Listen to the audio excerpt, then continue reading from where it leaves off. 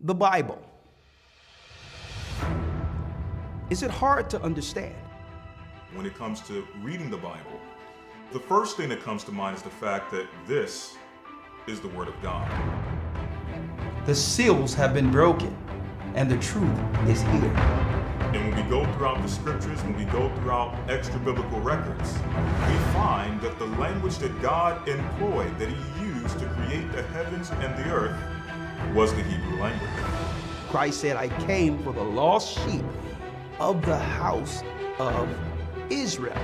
But yet no one, no religious leader, no religious church out there anywhere can now identify the 12 tribes of Israel. Can we? God is quite simple, but it seems as if man makes understanding Him hard. What are those mysteries? The truth of your book and the truth will make you free. The Hebrew and Bible Academy. You're invited.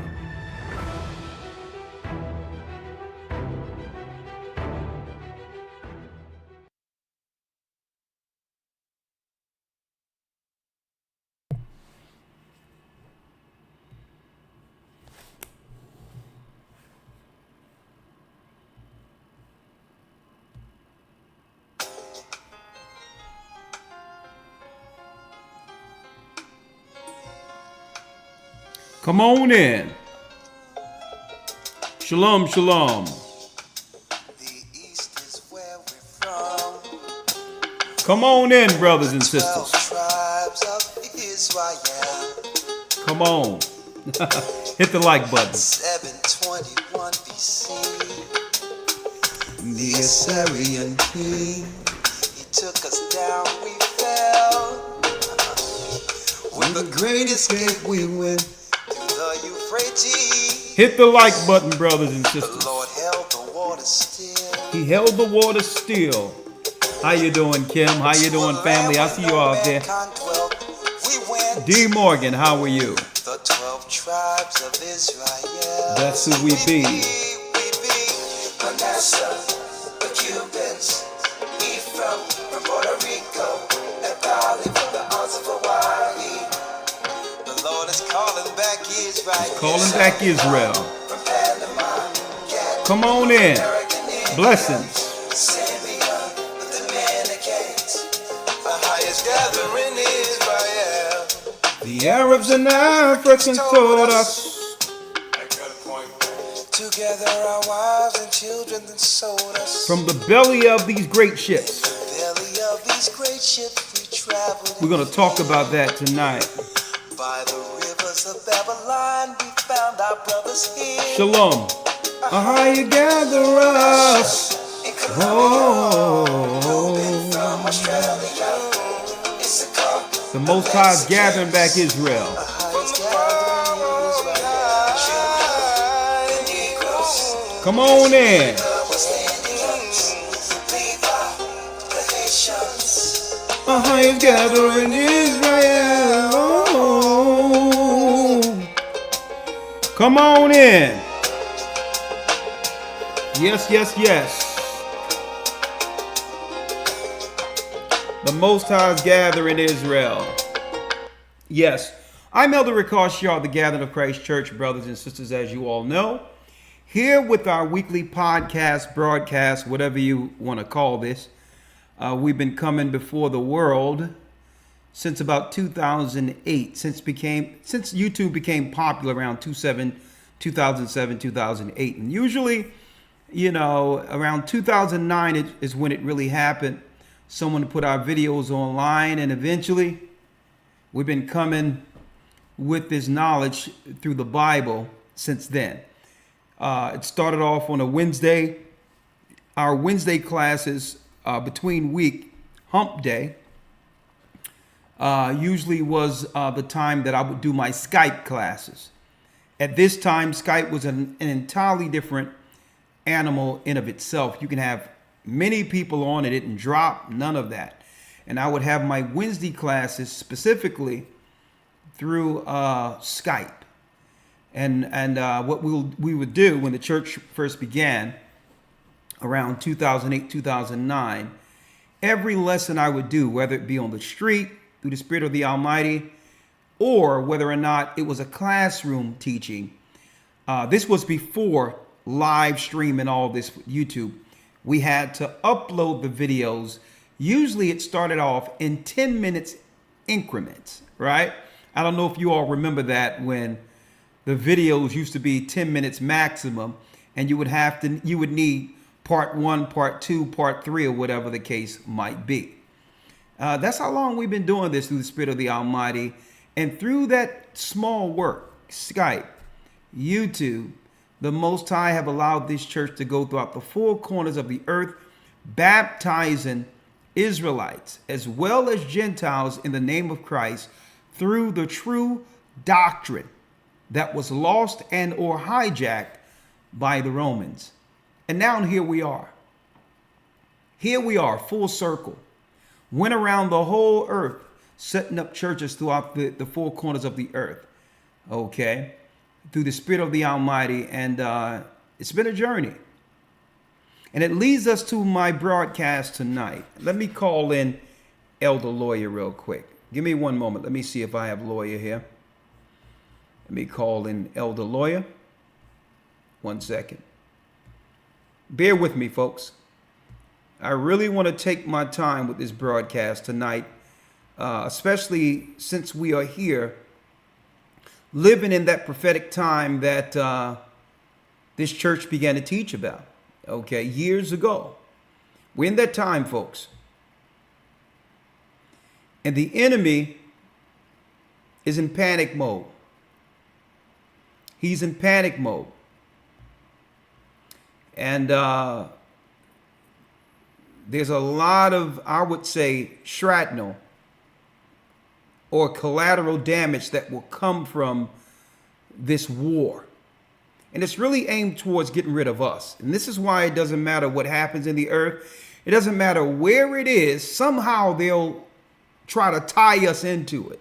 Even though our people are barely surviving here in the Western world. We can barely, we don't know our left from right, up or down. But still they're trying to geopolitically tie our people into this war. And I'm going to talk about that tonight. Hold on. Let me get in Elder Lawyer here. 1 second. We're going to talk tonight. Speaking of Skype, let me bring Elder Lawyer.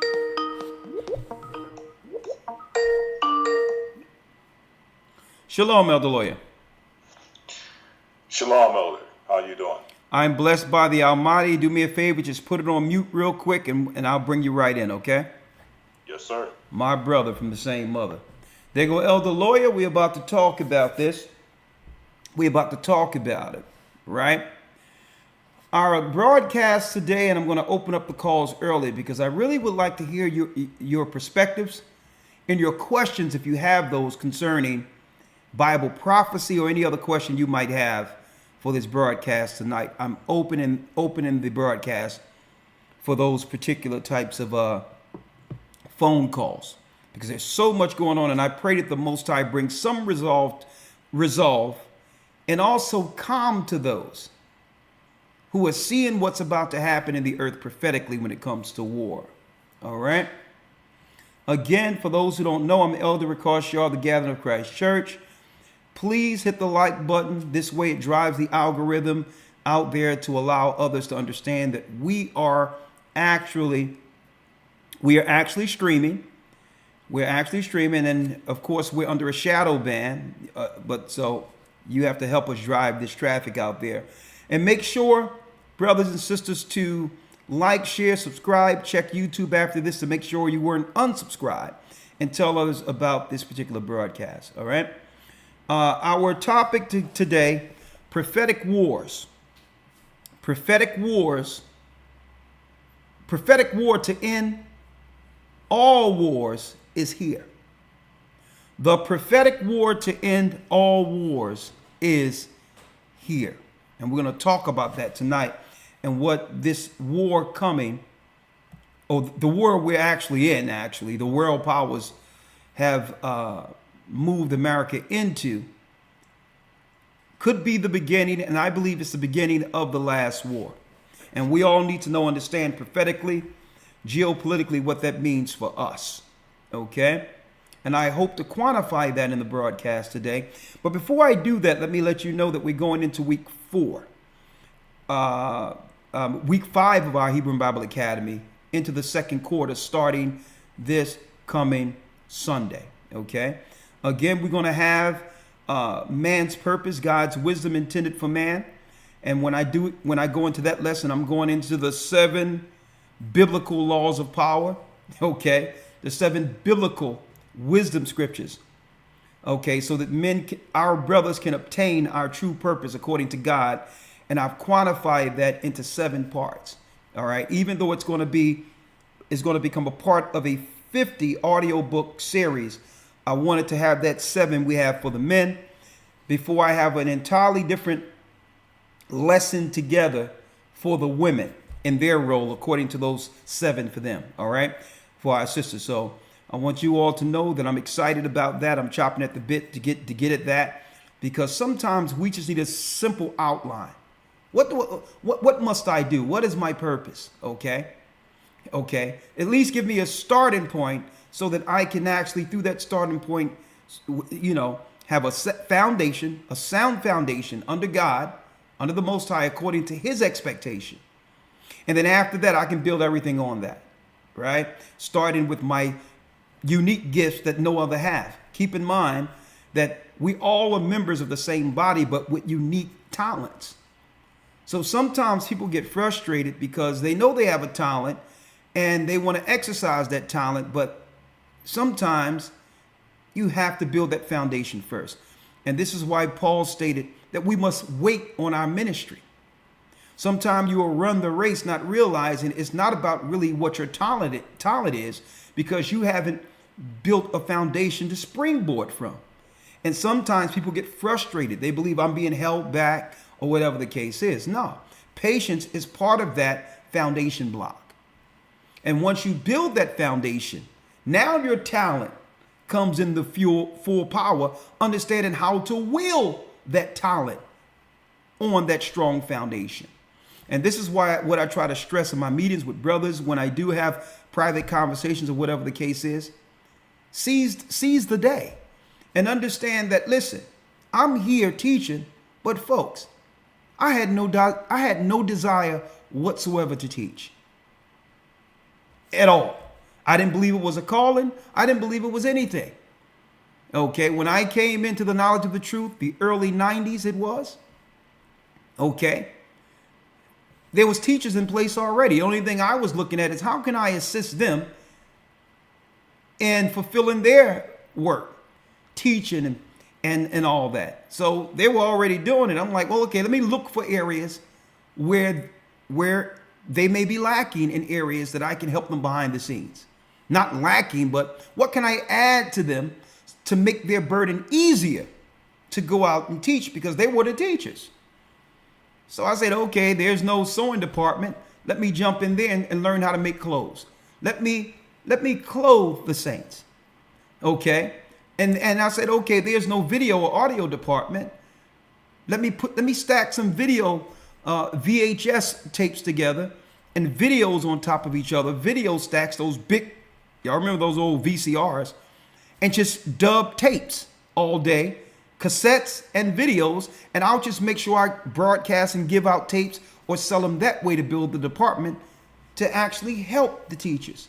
So I didn't have no desire to be a teacher, but the Most High seen something that I didn't see in myself, but I knew it was my time to learn and build a foundation so that when the Most High do release you, right, you have the aptitude, the understanding, the patience, and the know-how to do the work of the Almighty without getting burned out. You understand that it's a pace, and that pace started from the beginning. And I like to encourage brothers not to get sisters and brothers and sisters who have great talent. We all have, separate gifts by the Most High, not to get frustrated if you feel or think that you're being, held down or not recognize, the Most High recognize you. He see you. And if you let patience work its perfect work, guess what? No one can stop you anyway. The Most High is going to release you. And I want to tell brothers, I want to talk about that in the second quarter of this academy, breaking down building with a wisdom foundation. Building with a wisdom foundation. We're going to go into that with brothers and sisters. And wait on your ministry. Understand that, guess what? The Most High is perfect on how he wants to utilize every individual.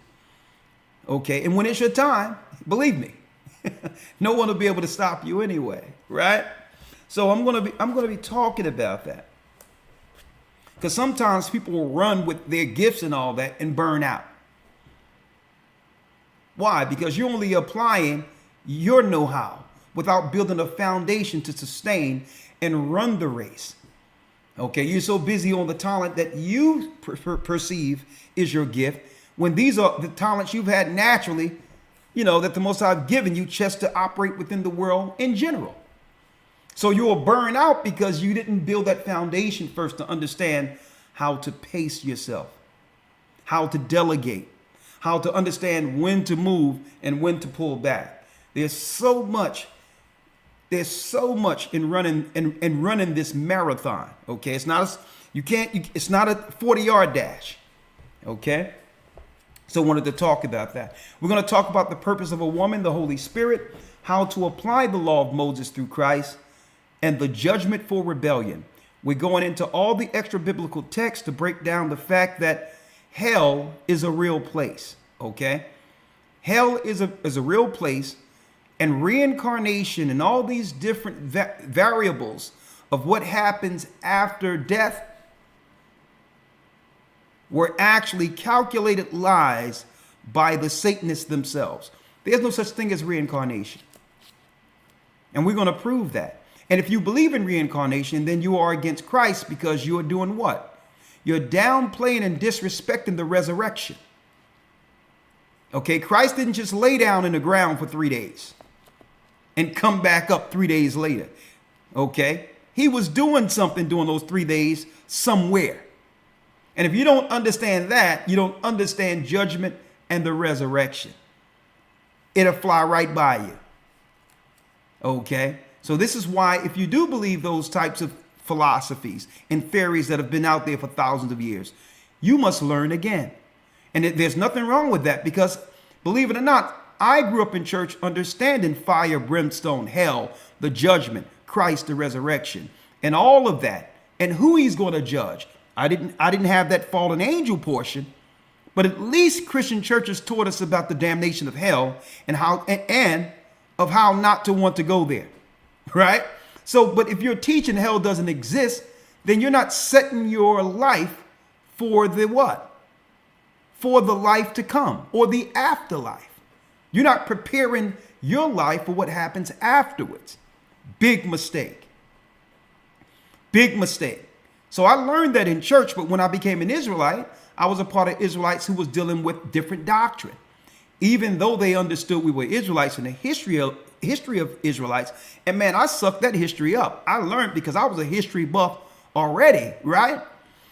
So in school, I loved history. So when that thing came together with the Bible, I'm like, man, it fits like hand in glove. But then I picked up false ideology where they were teaching reincarnation, that, that Christ came here 5 times, Melchizedek, Adam, Isaac, and, believe it or not, Isaac, and all this other stuff, right? Solomon, they claim Christ was Solomon and reincarnation. So all of this led to a lot of false doctrine.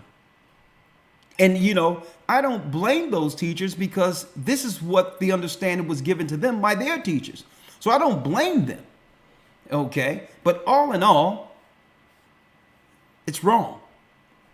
It's wrong. So I have to show the true understanding of hell so that we can understand what happens after this and its significant part of prophecy when it comes to the return of Christ. Okay. The resurrection of the dead and all of that is actually part of Christ's return. And I'm going to talk about that using extra biblical text in this academy. And if this interests you, go to historytimes.org. Now, before I go in, just one other thing I would like to touch upon.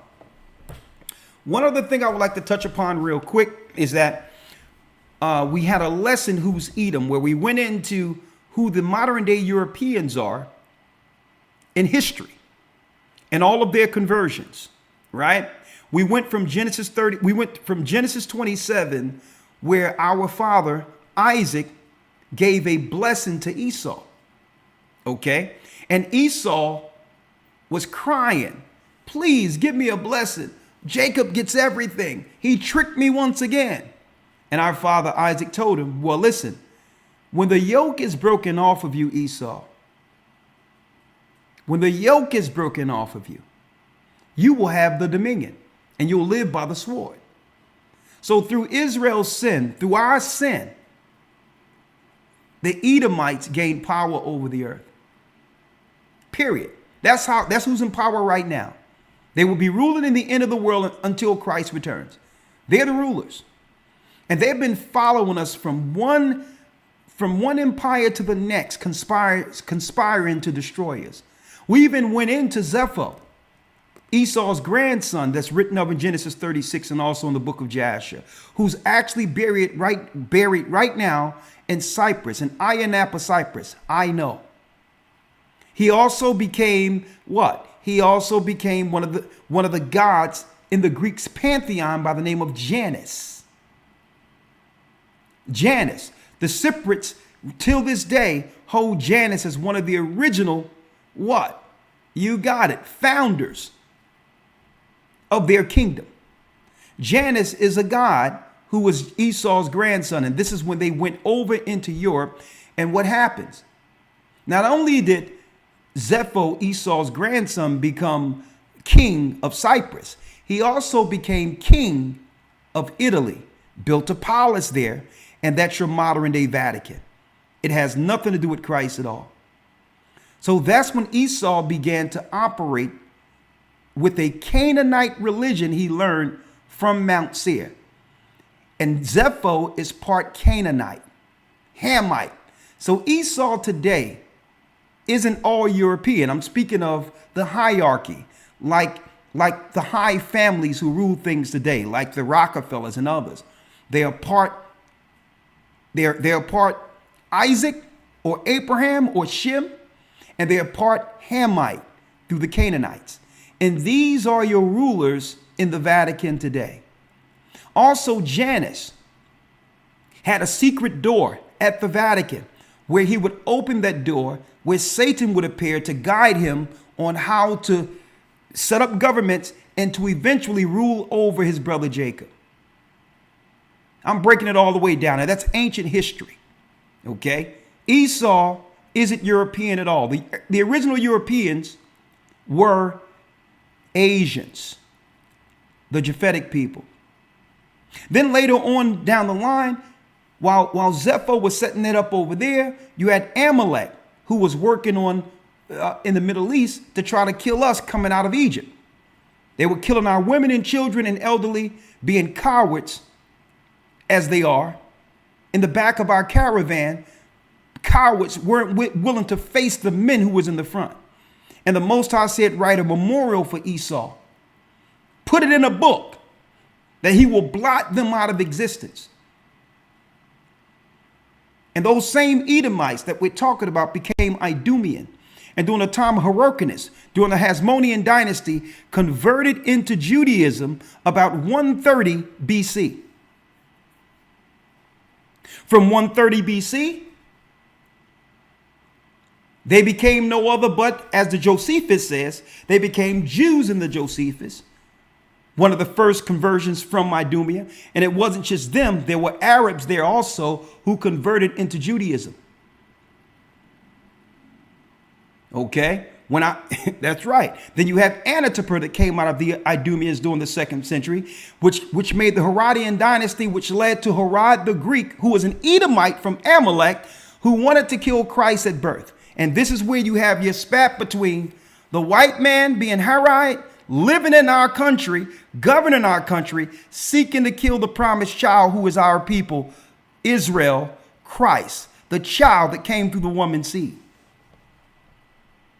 And they've been after us ever since. And it just wasn't them. It was the Arabs also. So once we fell in 70 AD, something happened. That satanic castle from Italy, pagan castle, Canaanite, Babylonian castle, infiltrated and used our religion, using Christ as a vehicle to teach his doctrine, this satanic doctrine that would bring the world under one religious order. We ran into Africa. We started scattering into other places. We went into Timbuktu, build our cities, the Israelites, until Arabs found us in Timbuktu, reported back to Esau, and began to conspire against us. Eventually, the Arabs and Esau together conspired to do what?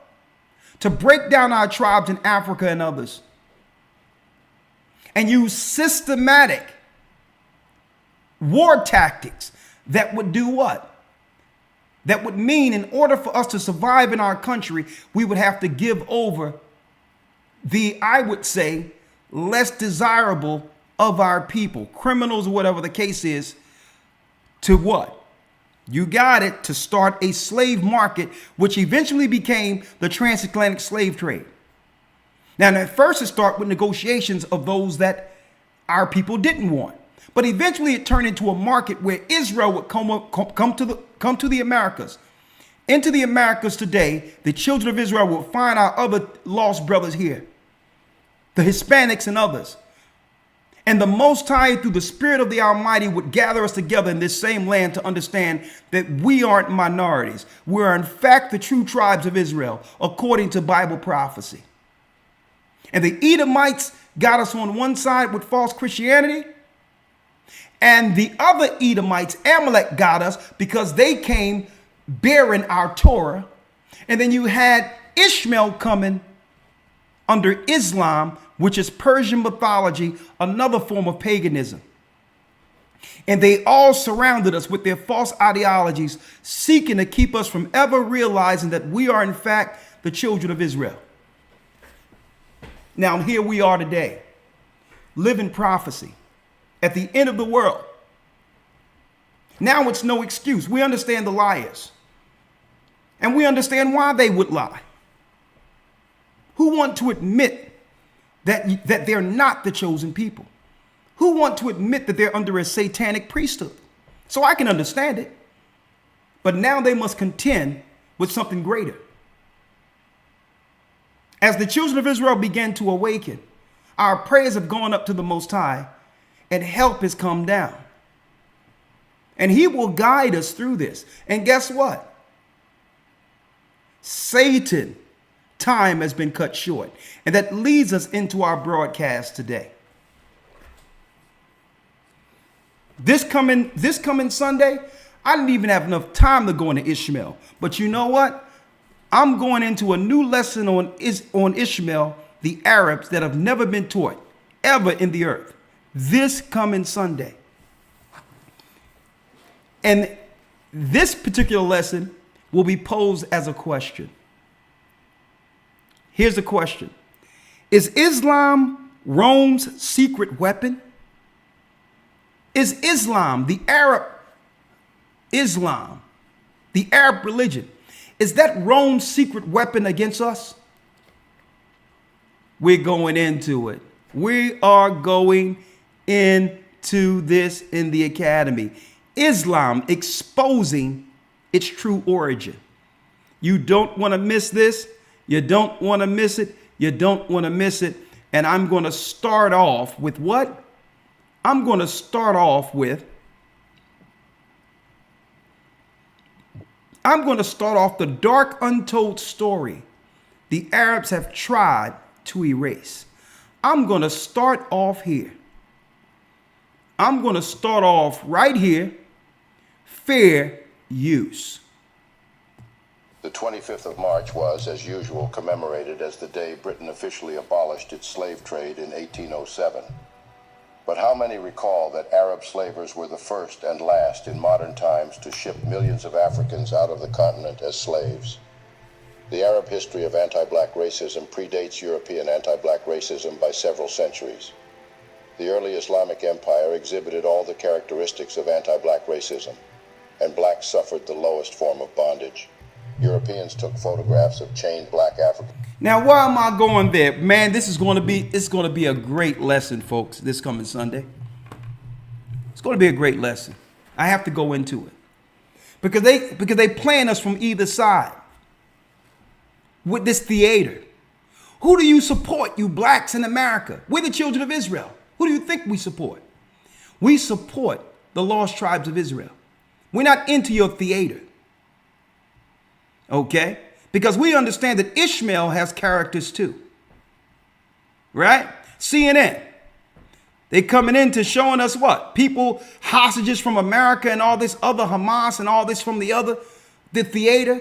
And we're going to give that context, not just today, but this coming Sunday. Even my lesson, the Sabbath, is going to hit it too. But let me tell you, it's all theater as far as I'm concerned. Because as far as I know, Ishmael is playing one side and Esau is playing the other side. The old good cop, bad cop scenarios.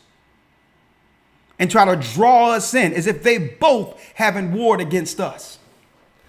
So we're going to talk about that and more. Brothers and sisters, you all support this academy? Let me tell you, wait till you see this Sunday what they're really worshiping in Islam. They've been tricking us the whole time. Conspire against us the whole time. That's right, social engineering, bringing people over, coming into our neighborhoods, disrupting our neighborhoods, folks. Disrupting our neighborhoods. They would hit and hide their hands. And as soon as we figure it out, they'll come with something else. And it's Esau and Ishmael conspiring at the helm. And I'm going to talk about this in a moment, real quick, Elder Lloyd. I'm going to bring you in. Right? We're going to talk about this. Right? Let's break it down. Before I break it down, let me show you something. Right?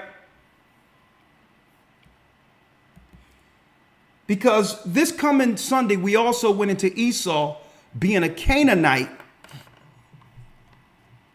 worshiper. A Canaanite religion, Moloch child sacrificing, ritualistic evildoer. And that what's systematic in the Canaanite religion, when you research it, folks, is causing serious mental disruption of a society in order to to get priests and psychologically damaged children into the priesthood. Their priests and priestesses are a product of broken family. See? Because usually Moloch requires sacrifice. But Esau had a problem under the Canaanite religion. 9 times out of 10, he would have to do what? Sever out the low in his society to sacrifice them to the gods, be it a child or anything else.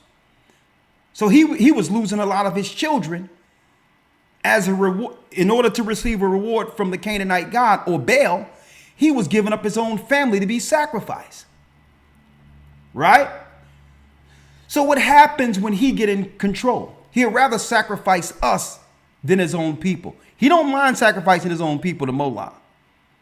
But what better way to gain a blessing from the Canaanites than to cause disruption amongst Jacob, and by doing so, more sacrifices to Baal? I'm breaking this down to y'all, folks. Now, why did he have... Now, listen, this is why. Understand why they must have civil unrest and evil amongst our community. If you have a nuclear family put together, father, mother, it's a whole different mentality when it comes to your protection of children. You would very well sacrifice yourself, die, than to lose your name or legacy when it comes to nuclear family. So Esau cannot get his child sacrificed unless there's dysfunction. Because that's how the priests were able to get their priests and their sacrifices. They would normally use prisoners of war. After war, you would bring in orphans and you would train them up to become like your MK Ultra soldiers, priests, or otherwise. You would train them to go against their own culture, to align themselves with the priesthood of Moloch. So they need to continually, that's right, disrupt our community to have more children sacrificed to their god Moloch. I dropped it in the academy.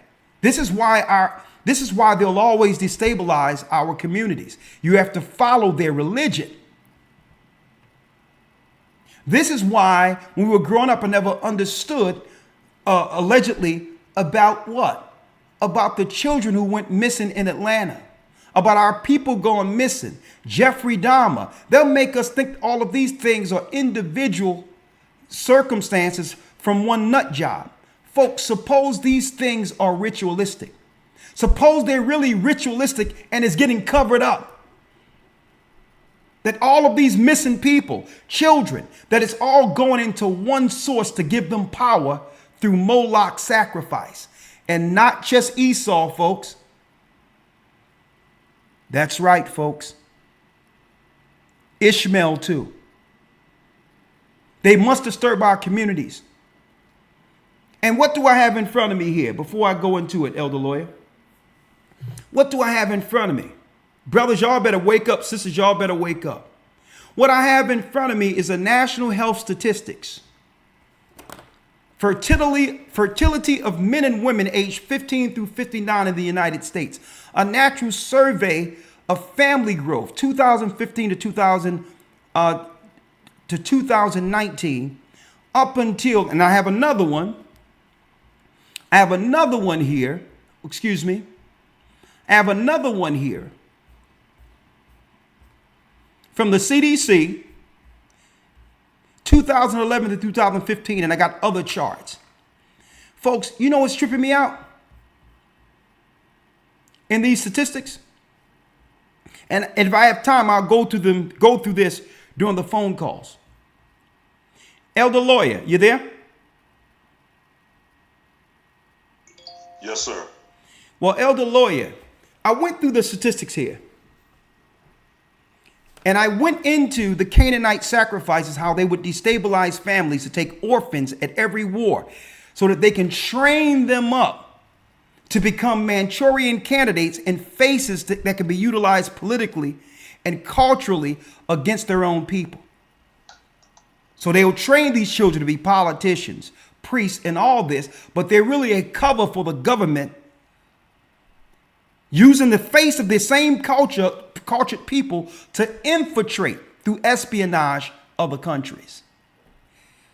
Right? So I started looking into this and I say, hold up now. How many years have we had this social engineering with them bringing other people into our country to quote unquote work or set up businesses? Well, Elder Lawyer, in these statistics, in these gaudy statistics, the math wasn't mathing. In these gaudy statistics here, through the CDC, Elder Lawyer, the math just wasn't mathing.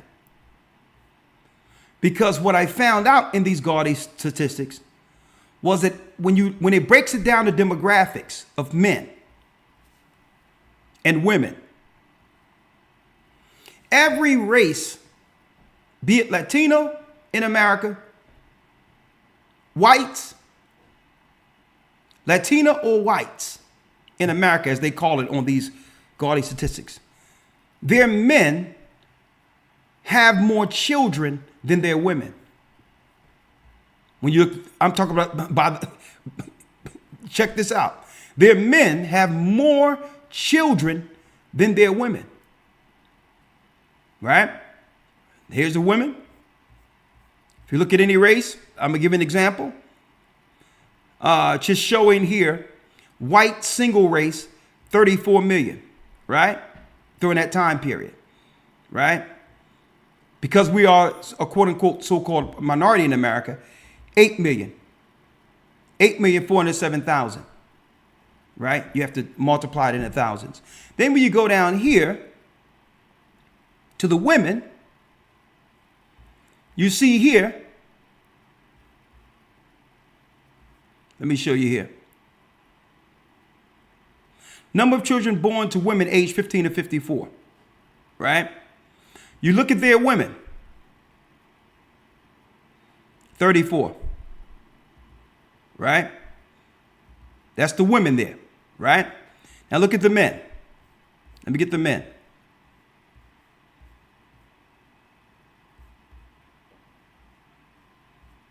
Hold on, let me get it here.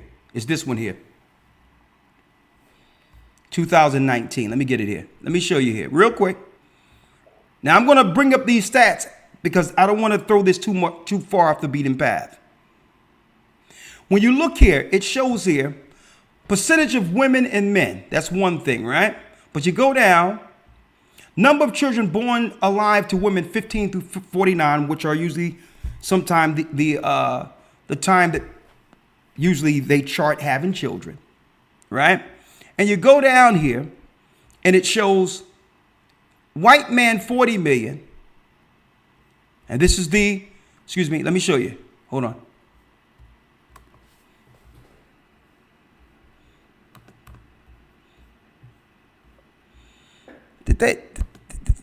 Look at this, it's grayed out here. Hold on. I'll bring it up afterwards. This is weird, Elder Lawyer.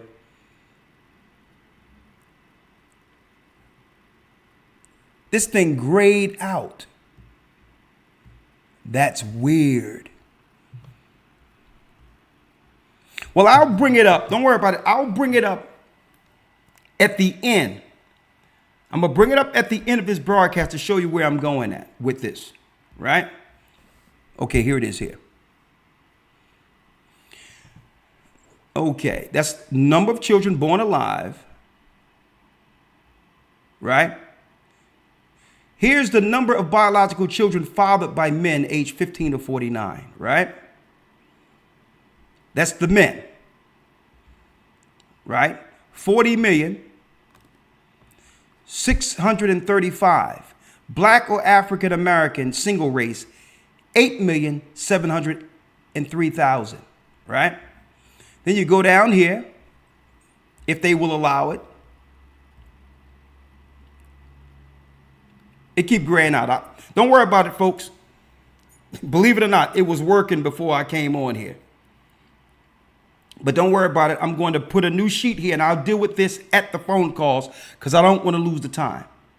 But let me show you what I figured out that the math just isn't mathing, Elder Lawyer. Right? This is weird that it didn't show up. Don't worry about it. In the break, I'll straighten it out. But in the math, Elder Lawyer, look at this. It's still gray. Tell me that's not weird. Don't worry about it. I'm going to print it out and take pictures of it. All right? Don't worry about it. But in a nutshell, for the sake of time, Elder Lawyer, what is showed that in our community from that time period, we're the only blacks, Judah in America, we're the only demographic where the women who are single have more children than the men who are single. When you put men all together, that's one demographic, and the single men have more children on that chart. Whether it be white, whether it be Asian, or whether it be Hispanic, the men have more children than the woman. Right? Now, there's a disparity here because only the blacks in America the men have less children than the women. But I'm gonna show you the math isn't mathing. By about 1.2 million children through that time period, Elder Lawyer. 1.2 million children, which is almost the number that evens out. Listen, that evens out, that comes from the extra men outside of black men in the United States. It almost evens out. The extra children from white Hispanics and others, almost to the number, evens out to the extra children that are being reared in our community without a father. Now, mind you, all these children are being born or being labeled black on the birth certificates. I need y'all to check this out. They're black on the birth certificate, but a lot of these children are unclaimed children that are being sired or being made by Arabs and others coming into our communities. And this has been quiet for a long period of time, but I have the data. And I can understand why the data, let me tell you, Elder Lawyer, the data is gray right now, but don't worry about it. I'm gonna fix this at the break. So here it is. They putting all of this, Elder Lawyer, on a lot of men who are single and all that, didn't even have children yet or nothing. A lot of children are being sired through these people who are coming into our country, leaving these children out there. They probably look good and all that with the hair and all that, but these have become what? You got it. Manchurian candidates under the Moloch sacrifice system to cause conflict inwardly within our communities. And I'm not talking about a little number within a few years. 1.2 million children, which was the missing number that they've all put on the black community who aren't black children altogether at all. There's Arabs and others coming into our inner cities, offering money and all that to our poor women and all that. Quiet as kept, keeping their mouth closed, bringing forth some good-looking babies, unattended, that automatically falls into our demographic when it comes to black. 1.2 million children. You're talking about some internal social engineering that leads to chaos and confusion in our communities. It goes back to Moloch sacrifice. Now, what does that mean? Y'all probably wonder, what do you mean by this? Folks, this is warfare. If these children are raised without the mindset of a nuclear family, and they grow up rejected, feeling rejected, living under lowly means, they can easily be utilized by the system as a weapon within the community to destroy it inwardly. Robbing, killing, stealing, you name it.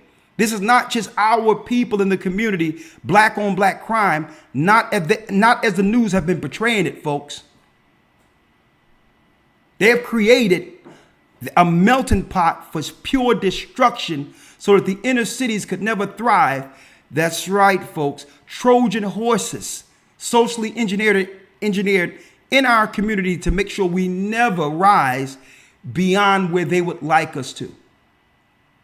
So there'll never be no coming together under one ideology, one understanding, one spirit, one God. When you got a melting pot of confusion engineered by Esau and Ishmael intentionally to destroy us inwardly. And we're going to talk about that. Before I open up the calls, I'm going to download this when I go on break, Elder Lawyer. I'm going to download this and we're going to talk about it.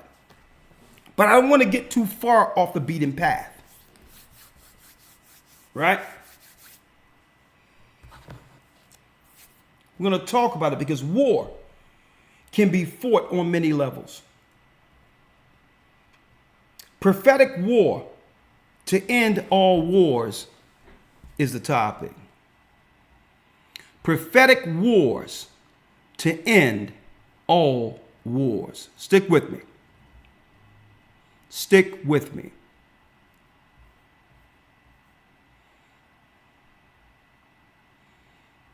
One second. Okay, let's go. Elder Lawyer, Elder Ramar sent me a video this morning. Right. And this particular video came from Jason Whitlock's channel. And I would like to give him full credit for this analysis, right? Because it seems as if there's some rhetoric out there that's being pushed in the news that's seeking to have our people take a side of this war, when according to the prophecies, we had nothing to do with either side of this. Really, the war is all of them against us. When you look at Jacob's trouble in the prophecies of Jacob's trouble, right? Now,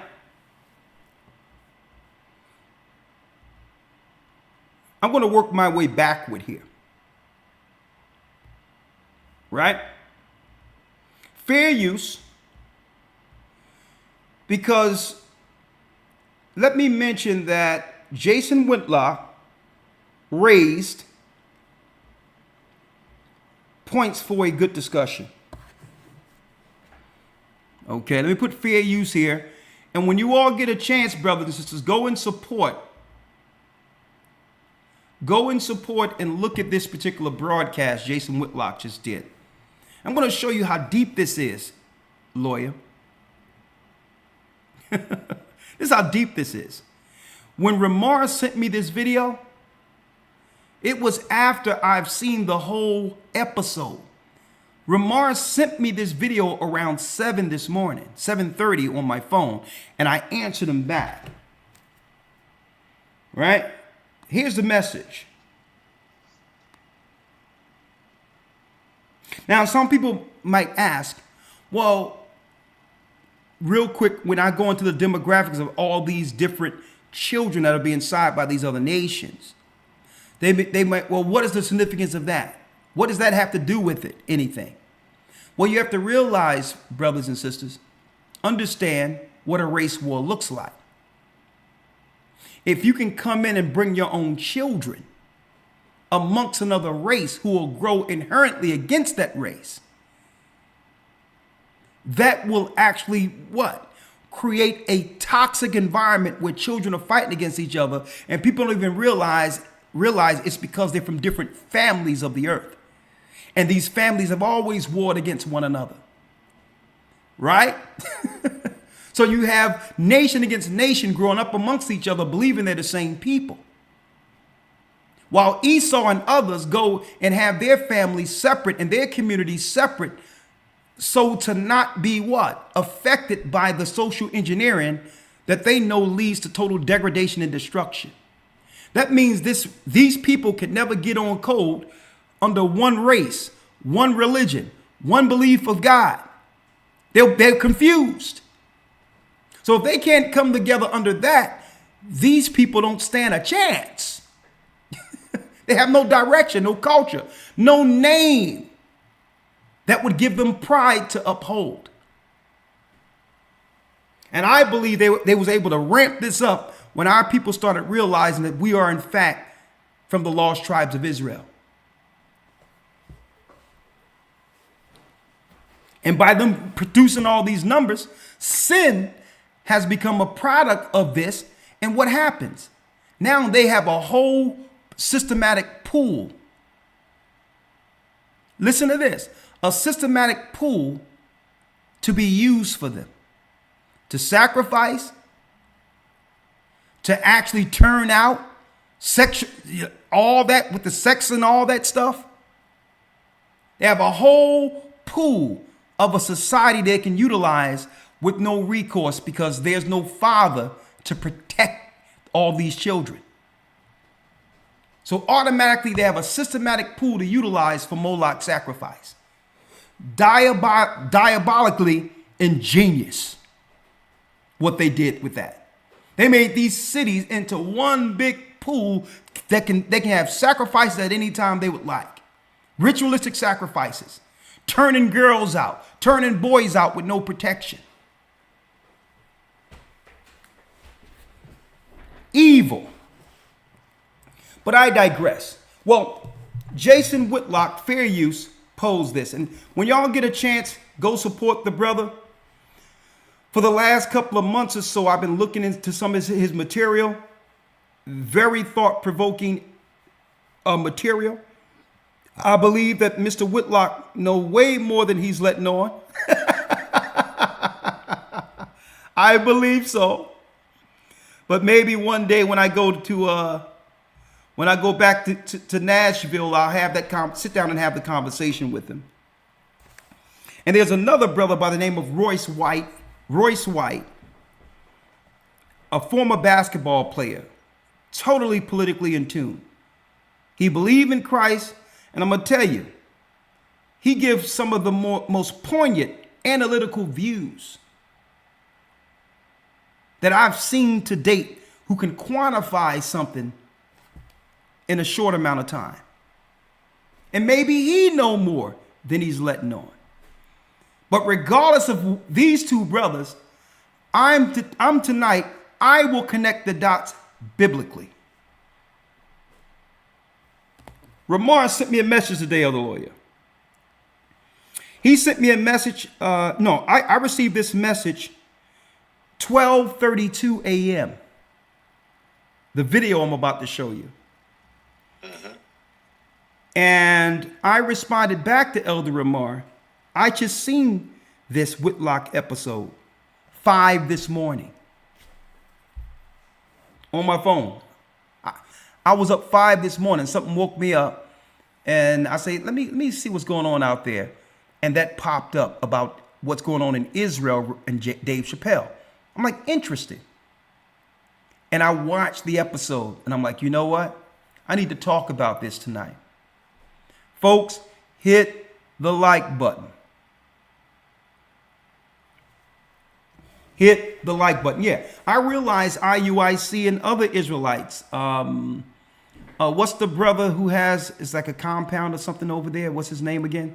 Pastor Dow. He went and visited the brother Whitlock one day. I mean, at one point. But all in all, he raised a serious point. Here's the video that Ramar sent to me. Right? And I'd say, listen, that's deep you sent this to me, because I looked at this about 5 this morning. Fair use. I want to reduce the conversation down and make it less big and less global, and just talk about what appears to me to be a growing conflict between American blacks and American Jews. So I'm going to leave Israel and Palestine out of it and just say there's conflict from Kanye West to Dave Chappelle to Kyrie Irving to now when American blacks look out and say, oh, there's a conflict in Israel. I think all of these things and take me, I'm not in the Hollywood world anymore, and I'm not a part of that. And I just wanted to say it's for fair use, educational purposes also, and I still suggest people go to Fearless, go to Jason Whitlock's channel and subscribe. And I don't usually endorse any channel. Fair use. These things and take me, I'm not in the Hollywood world anymore, and I'm not a part of that form of the entertainment industry. But one of the complaints that I think a lot of blacks have is like, hey man, Jewish people exercise a lot of control over the entertainment industry, and I think a lot of black people, including entertainers, but even those of us that consume entertainment are like, we don't like our role in the entertainment industry. It's like whoever the puppet masters are in the entertainment industry that decided that our role is buffoonish, debaucherous, immoral, perverted, clownish, criminal, that that's our role in the entertainment industry, in music, in movies, in television, and it's matriarchal. And I think perhaps there's an argument to say inappropriate that we blame Jewish people, because I think Jewish people would say, why are y'all accepting that role? You have autonomy. Tyler Perry can make different movies. You don't have to, just because they cut you the check to put on the big gold chains and gold teeth and dance around and pretend to be a criminal, you don't have to accept that. And so anyway, I think that is a lot of people's conflict as it relates to Jewish people. Is they feel like they've defined a culture for us that is poison.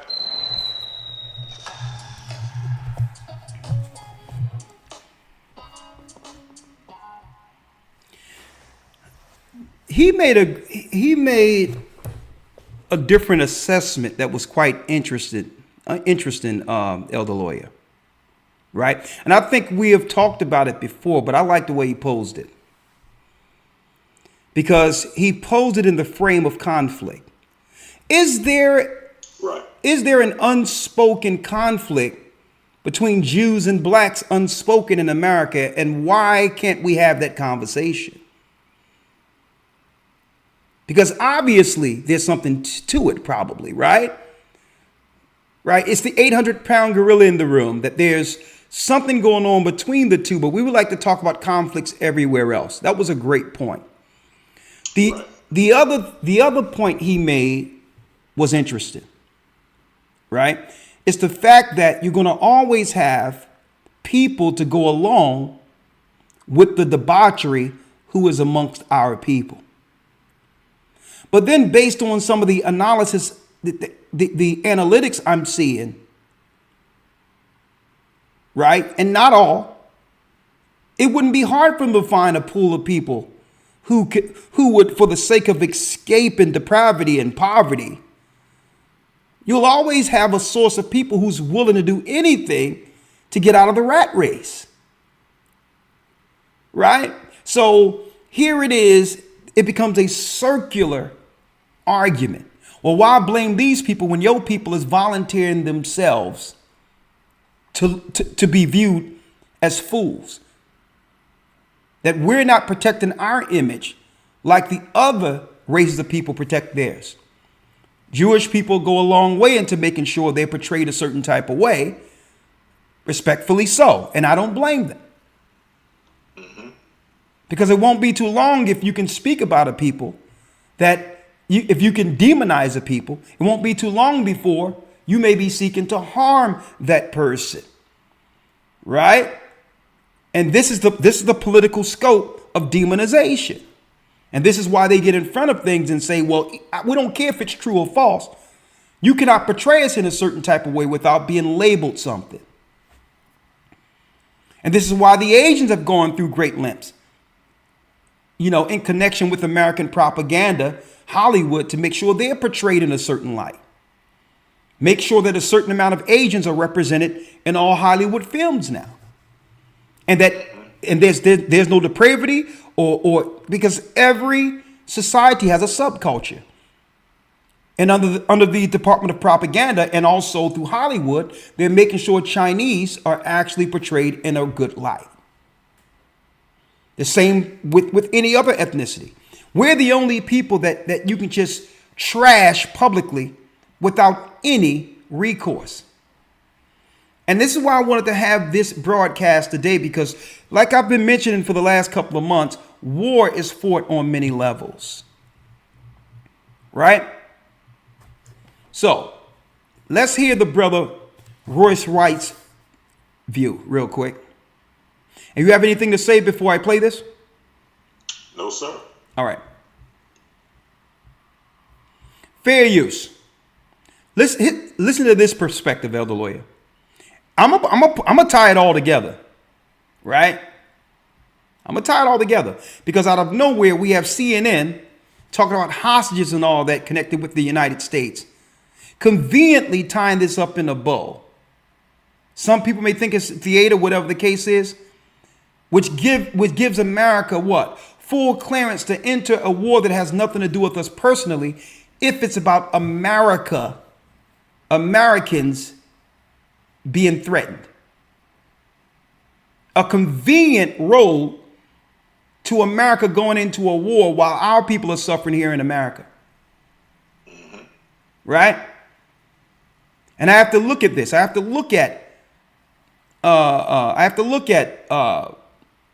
weapons of mass destruction, which gave America the high ground to go and take out Saddam Hussein. I have to look at Pearl Harbor and the bombing of Pearl Harbor, which strategically gave us the green light and the moral high ground to go into war with Japan. And I have to look at it all now. And then at the same time, I have to look at all the prophecies that are written up in the book of Baruch and see how many of them are actually getting fulfilled within Biden's 4-year administration. Is it a reason they chose Biden? Is it a reason? Did they want someone in place who would have no resistance against a progressive agenda that lead to total prophetic destruction on the earth? Could that be? I'm posing a question. Fair use. I need you to hear this analysis real quick, Elder Lawyer. Brother Royce White. Very, very poignant analysis here. Their positions. I'm trying to understand it, and that's why I wanted to have hit the like button for me with you. And so I'll just start with a simple question: why are American blacks siding with Palestine? Fair use. Okay, first let me say, and I think it's appropriate for people to start here every time this conversation comes up. My thoughts and prayers are with all the people affected by this conflict, by war. There in the Middle East, but anywhere in the world, war is usually an endeavor of kings and kingmakers and political agendas of political elites or institutions. And it's very rare that a populace or that the people are really the perpetrators or benefactors of war. And so to start, I asked the question, cui bono, who benefits in this situation? There's a few answers. There's who benefits right now, right there in the Middle East. There's who benefits here in America. There's who benefits geopolitically all across the world. And all of them should be considered. All of them come into play. Right now here in our own country, we know the military-industrial complex certainly benefits. They benefit, and even more so the uniparty benefits. I know you want to maybe discuss Tom Emmer, and that's where that comes into play. But there on the world stage, there's a lot of people who could benefit. China could benefit, certainly if Iran backs Hamas and Iran provokes a war with NATO or the West, and China could potentially hang them out to dry, which it looks like they may in fact do. And if China hangs Iran out to dry, who ends up getting Iran in the end? Who acquires those natural resources?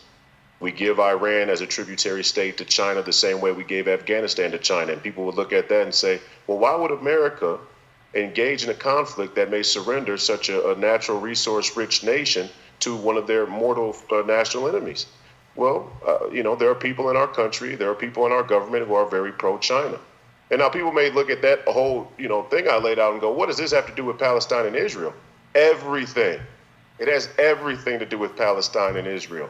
And we'll get to that in a moment, because the Uniparty and Tom Emmer and Biden and the Chinese dark money and the Russians and the Iranians, it's all on the bar now. I've been saying it. For all of those who say, oh, this is conspiracy theory, it's too much, it's too deep. We're deep in the water now, aren't we? I mean, we're about as deep as you could possibly get now.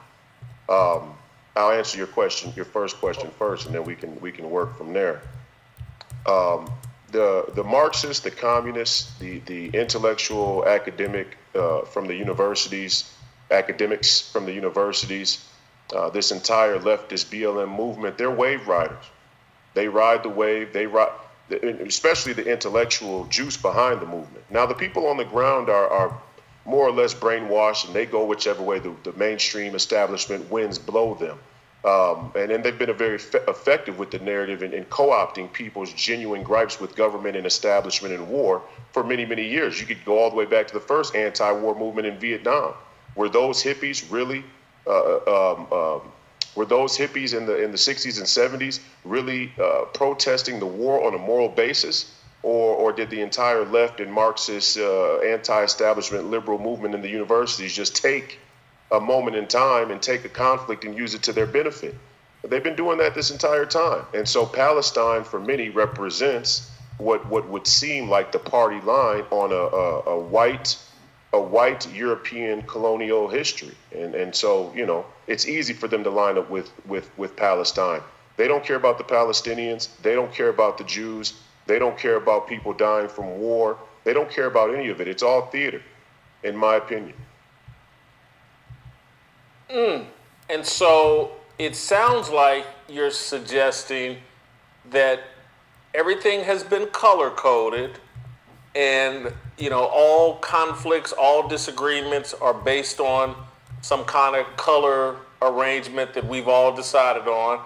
Yeah. And everybody, the Jewish people are white, the Palestinian people are people of color, and so that's who I'm siding with. They have to be oppressed because most of the Jews that we know and recognize appear to be white. It's a very surface level understanding of actually who Jews are and who even Israeli Jews are. It's a very surface level. And so you just say, we've taken the easy route that we've been led to, and it's really, but take someone like, and I hate to suggest this, but I do respect Dave Chappelle's intellect to some degree. Why would someone like him, and maybe it's just as simple as he's had a lot of beef with Jewish people, his lawyers, the people in Hollywood, and so he has perhaps some animus towards his own personal dealings with Jews in the entertainment industry, and that may explain why he's siding with the Palestinians. Well, first off, I want to say I don't associate Dave Chappelle or Dave Chappelle's opinions with the traditional BLM's position on this conflict. And number one, I think Dave Chappelle is a great example to bring up because it shows the lack of coherence in their political stance or in their political narrative. In one sense, they want to be pro-Palestinians, but the Palestinians are, for the most part, Sunni Muslim, which reject all fundamental tenets of LGBTQism in their country. That aside, when it was Kanye West talking about this entire, black Jewish thing, or it was Kyrie Irving, the same BLM movement called Kanye West anti-Semitic because he supported Trump. So it becomes very clear that the BLMs of the world, the radical left's political position of the world, is predicated on national politics, national party politics. And so far as that ideology stretches to the far corners of the earth, they'll try and line up with any issue they can, any way they need to service their narrative and their storyline here at home.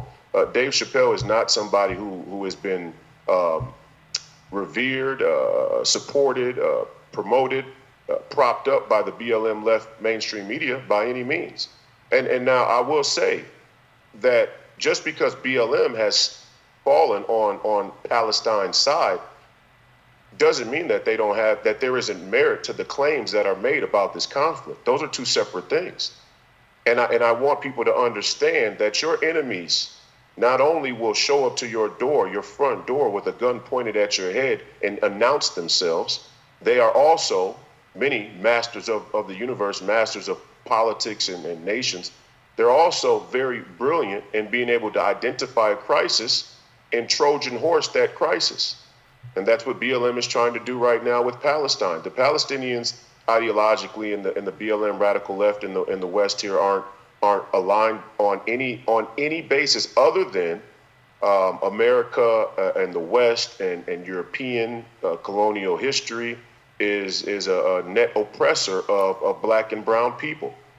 And that's only half the story. Now, there is some truth to that, definitely. And it would be dishonest not to acknowledge the truth that lies in the narrative. And when the conservative movement cucks for the mainstream media by trying to take one side instead of acknowledging where there is merit in those claims, we empower the left to carry those claims to dumber, unbeknownst people that get their politics with French fries.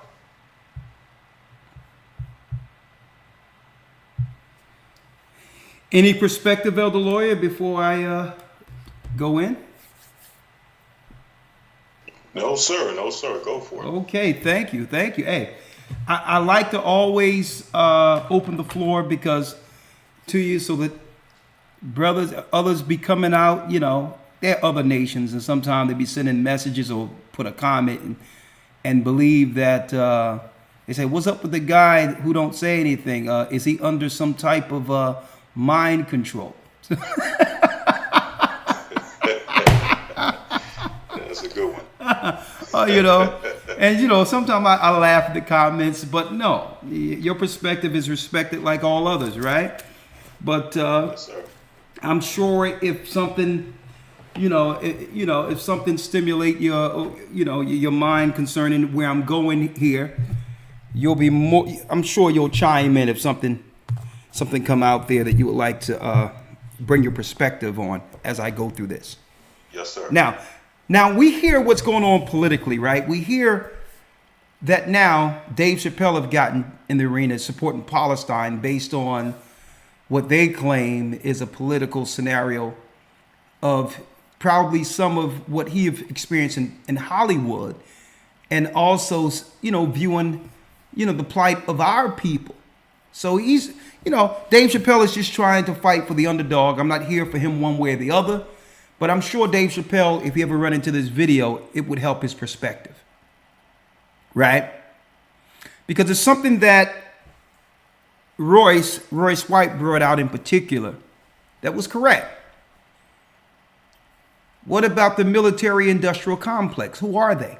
How is it that it seems like we're told that China and Russia have separate interests on the surface, right? But then it's an entirely different scenario when they take over a country like Afghanistan and other, and then the world powers put China in power to begin to extract resources. So they're telling us one thing, but are they all together? Regardless of the political differences they're putting out here to us here in America, are they all together? Well, let me answer that. And we're going to show you where this goes politically. And of course, I'm going to bring it all around full circle. Right? What do we got here? Well, there's a pyramid. There's a pyramid that I had years ago that I broke down while I was over in the Middle East. And at this time, Elder Lawyer, is when the Muslim Brotherhood and others were dealing with civil unrest in Egypt, Libya, and all these other areas, right? It was about marching, Tiananmen Square and all these others in Egypt with the Black Fist well before Black Lives Matter, right? They had the Black Fist out there at Tiananmen Square. And what they weren't telling people in America is that this wasn't some organic uprising or civil unrest amongst the Egyptians. Okay, the Egyptians, a lot of these people are poor. So they were paying, and we know about this, some people, organizers, were paying Egyptian citizens money to get on buses to go into Tiananmen Square to make it look like some type of revolution. Right? So it was, you have to realize what was going on to understand what's about to happen here. Buses being bussed into Tiananmen Square. During George Floyd, many were being bussed into these areas, setting up tent cities and all these others in the midst of the coronavirus, right up until the time of the voting ballots and all these other things happening, right? But I digress. There's brotherhoods amongst all nations. Amongst the Chinese or the Asians, you have the Yellow Brotherhood. Amongst the Arabs in the Middle East, speaking of, that's right, the 12 sons of Ishmael, I'm going to talk about that this Sunday, you have the Red Brotherhood. It's a pyramid. But you got the White Brotherhood sitting at the top of the pyramid. The Great White Brotherhood, in belief systems akin to Theosophy and New Age, and said to be perfected beings of great power who spread spiritual teachings through selected humans.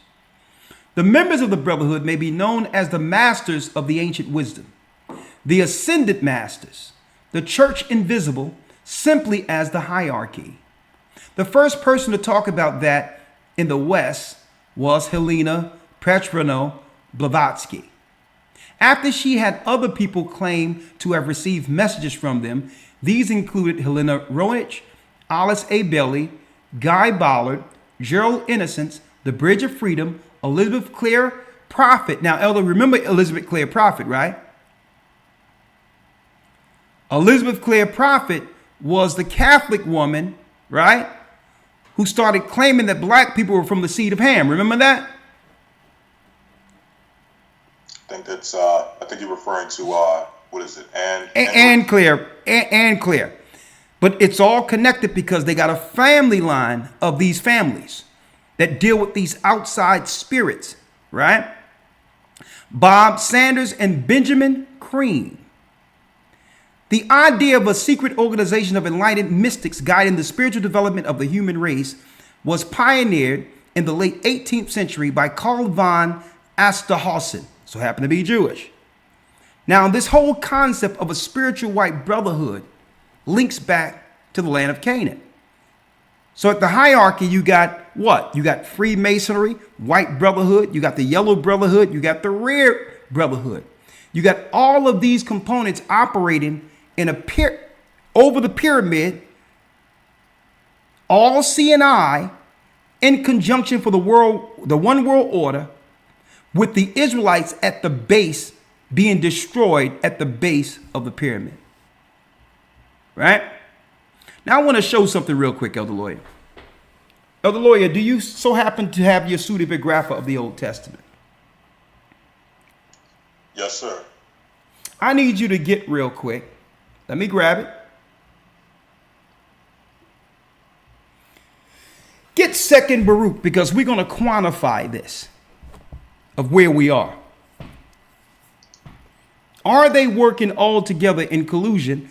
And even if they are, what is the Most High doing through this? Someone says Guy Ballard. Isn't that who the conscious community get most of their talking points from? Yes. And yeah, Elder, I stand corrected. This Clear is the family member of that same family line.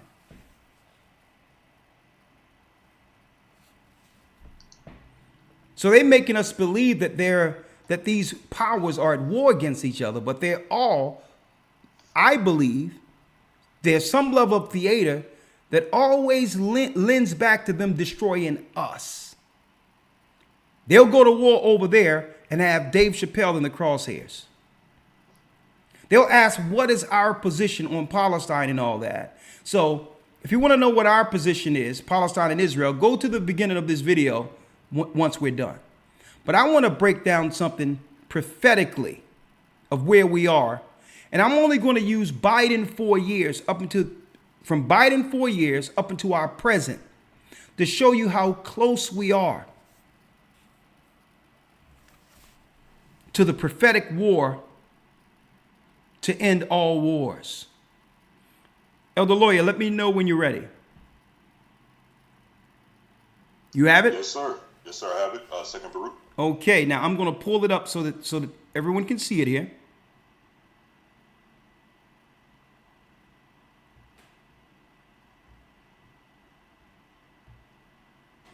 I got 2nd Baruch, Elder Lawyer, right? The Matter of fact, Elder Lawyer, let's start here. Right? Second Baruch, okay, is the book you would read right after First Baruch in your Apocrypha. All right? Elder Lawyer, let's start here. Let's read. Hold on. I have the actual one. Hold on. And what you all are looking at comes out of the pseudepigrapha of the Old Testament. Oxford, translated, R.H. Charles. Our Hebrew Records, that completes the Old Testament. All right. Let's give it context. Let's give it understanding now. The war to end all wars.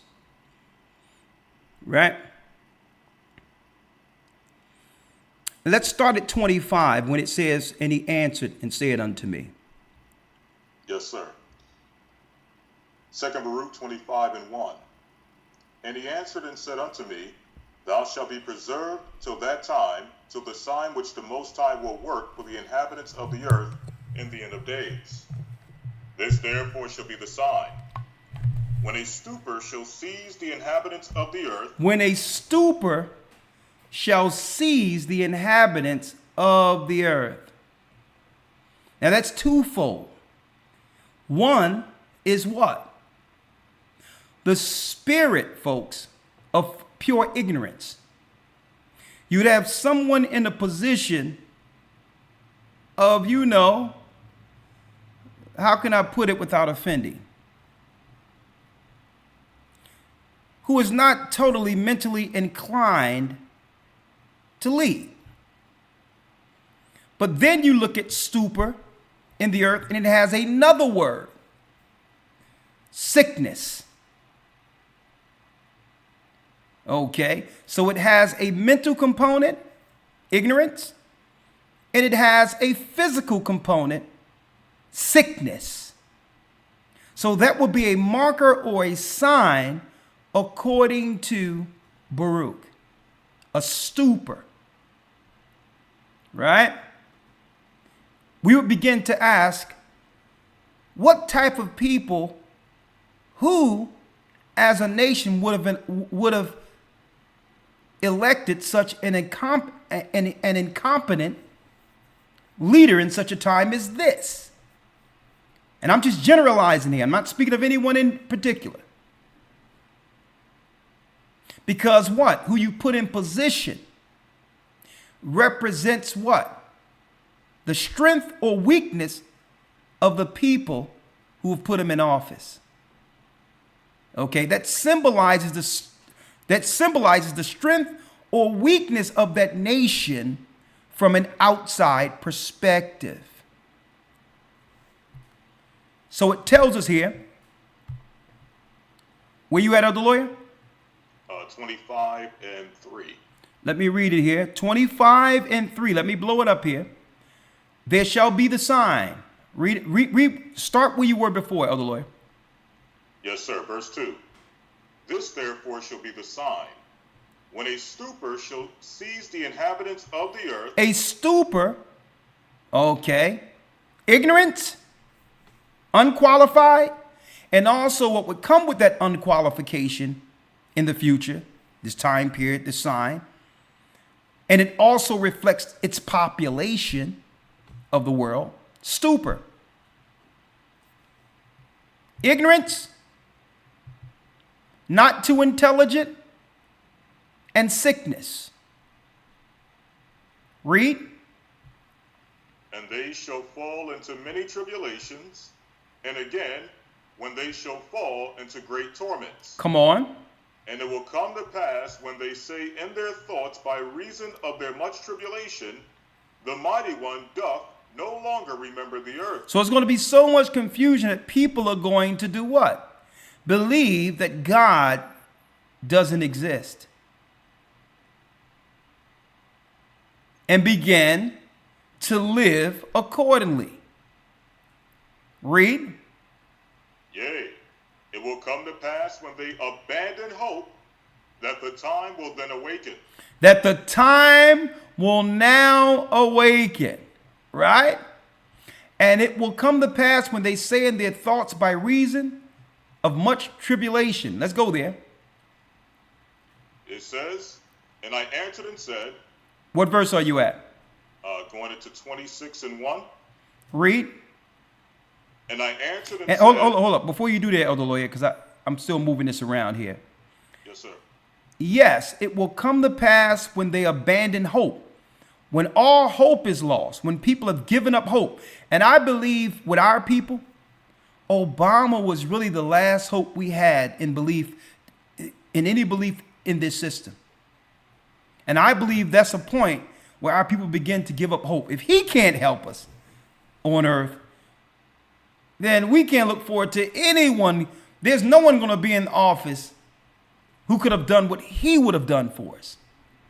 So I think that's a key point in this when it comes to last day prophecy, if we want to put it in the perspective of modern day politics.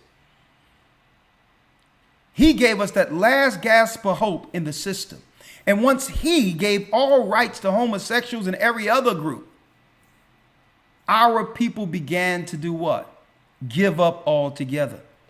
Not publicly, they didn't say anything, but the hope in the political system doing anything for us, was totally diminished in the eyes of those who thought that there was someone in office who would care for the plight of our people. And it says, it will come to pass when they abandon hope, that the time then awake. What time? What time is it talking about awaking? The time of the prophecy, folks. And guess what? This is the time that you need to be what? Fully woke. Not according to the political definition. At this time will then awake. The time it's speaking of prophetically. And you notice, Elder Lawyer, they've given woke a negative connotation, as if being asleep is okay. Right. Right? It was okay when everyone was asleep and ignorant and dumb, wasn't looking to what was going on. Right? But I digress. So let's speed through this real quick, because here's something I brought out many times, but I'm going to actually put this in context based on what I'm talking about this evening. Let's read it. 26. Yes, sir. This is verse 26. And I answered and said, will that tribulation which is to be continue a long time, and will that necessity embrace many years? Hold on, Elder Lawyer. I'm going to put you on here real quick. 1 second.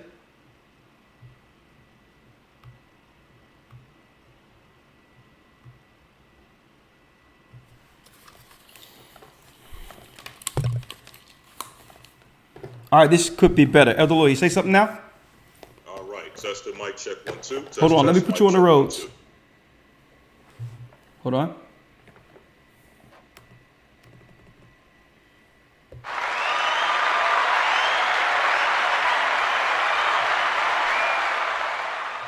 Hold on. Roads. All right, say something now, Elder Lawyer. All right. Mic check 1, 2. Test, test. Mic check 1, 2. Again? Testing, testing. Mic check 1, 2. Test, test. Mic check 1, 2. That's excellent. Now let's go. Let's go through it. Yes, sir. 26 and 1. And I answered and said, will that tribulation which is to be continue a long time, and will that necessity embrace many years? So will it be a long time when the end began, when all these prophecies begin to happen, or will it take a lot of years? Is the question Baruch is posing to the God of Israel. Read. 27 and 1. And he answered and said unto me, into 12 parts is that time divided. Is in 12 parts is that time divided. Check out these parts, folks. Read. It says, and each one of them is reserved for that time which is appointed for it. In the first part, there shall be the beginning of commotions. There shall be a beginning of commotions. Now, check out all that happened during the time since Biden was put into office. It came off the back of a commotion. Black Lives Matter, right? Rioting. And then what? The storming of the Capitol. Even before that, who did Biden interview during his run into presidency? Who was he? Who was it? Cardi B? Listen to this. Commotion, right? Commotions. Now I broke it down on a whiteboard here. Commotions. What are the commotions that we have experienced? Now, there's many since the beginning of this ministry, Elder Lawyer. Let's talk about it. Commotions. I'm going to go one by one here.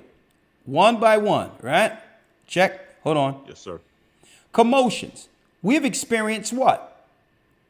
We've seen the Arab Spring with the same black fist they later used for Black Lives Matter. That black fist was being used by the Red Brotherhood or the Muslim Brotherhood as a political symbol in the Middle East. And I'm talking about around 2000 what? 11? 12? Around 2010, the Arab Spring. That Black Lives Matter fist is being used over there by the Red Brotherhood or the Muslim Brotherhood as a way to destabilize the country. And then we've, up until that time, since our ministry had begun, Black Lives Matter, politics, and here it is, created because one of the main founders said that she was a trained Marxist. And I believe this was something at the end time that would be created to demonize the tribe of Judah as a Trojan horse,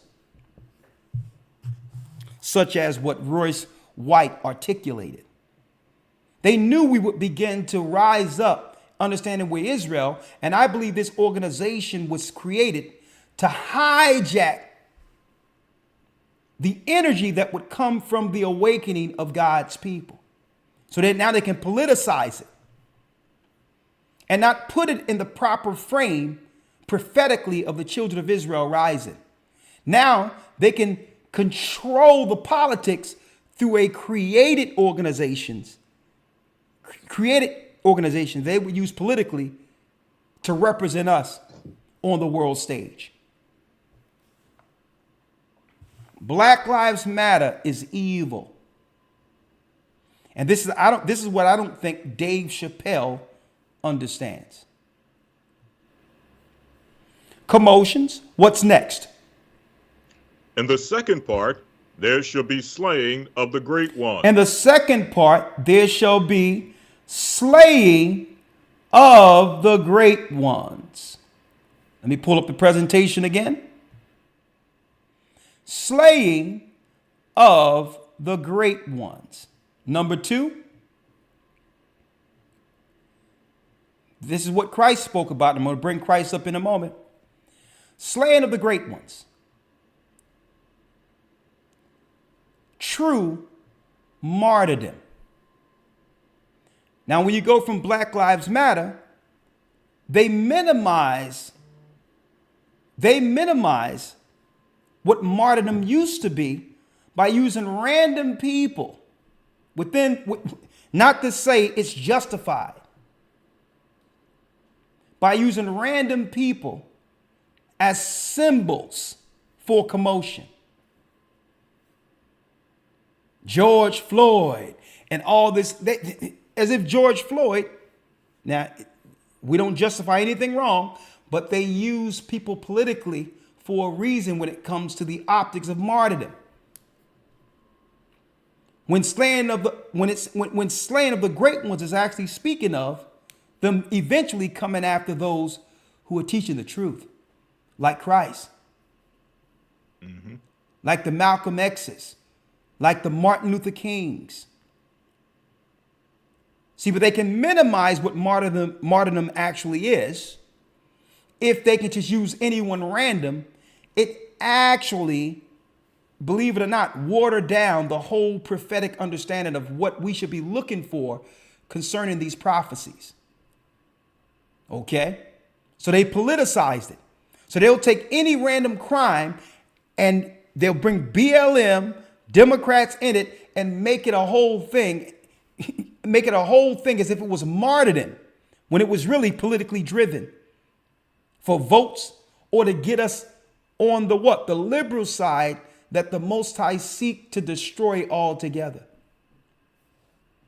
Slaying of the great ones. And what is the next one, Elder Lawyer? Yes, sir. Verse 4. In the third part, the fall of many by death. The third part, the fall of many by death. Folks, we're talking about 6th century BC here, well before Christ was born.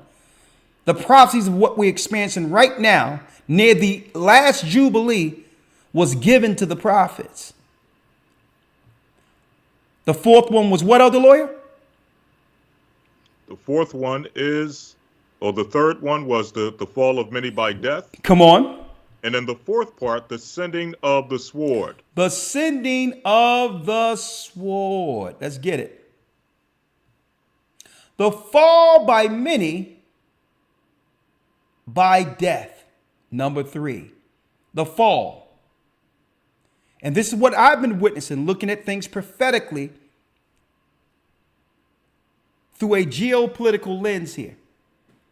Lining up the prophecy that God gave us out of the word with what we're actually experiencing. Fall of many by death. Labs, bioweapons to depopulate. We hear about laboratories that the governments and others were a part of, gang of function and all these other things. Led to a time where they were actually putting out numbers on the news based on how many people were dying and all these other things. Fall of many by death, where what? This would also desensitize us into understanding or grimacing as a people, or viewing death for what we should see it as. They'll minimize the strength of death by doing what? By inundating the world with it, to the point where it doesn't even have the same effect anymore when a loved one passes over. Death would become a normal way of life. The fall of many by death. What's number 4, Elder Lawyer? Yes, sir. In the fourth part, the sending of the sword. Hold up. The sending of the sword. Now, how many of these have we gone under already, just strictly under the Biden administration? And now we went from what? Commotions, riots in major cities. We went from that to what? Many deaths, wearing masks and all this other stuff. Standing 6 feet apart. So if you're standing in line, every place on the earth is 666, 666, 666. Telling everyone the time. Telling everyone what God is in power that's being utilized to push forth these prophecies. Sending of the sword. And that's not just on an international level. On a local level. When we began to witness military during the riots, even beyond that time of the riots. The storming of the Capitol, where they talk about sending in the National Guards and all these others. Local, state, and international war, not on each other, but eventually the war would fall on the citizens. I don't agree with anyone out there killing anyone or because of one group or whatever the case is, or whatever the case may be. It's their war. But when I see these buildings fall through war, you mean to tell me everyone in that building belonged to the organization you were going after? Mm-hmm. Is that what they want us to believe?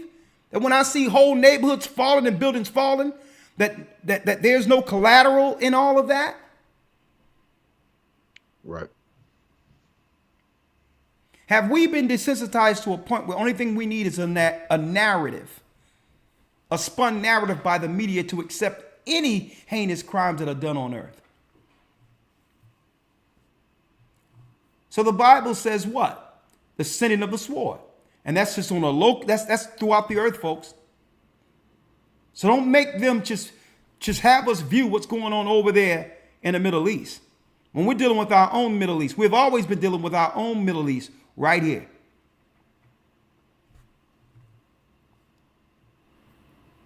The next one, Elder Lawyer. Let's get it. Yes, sir. Verse 6.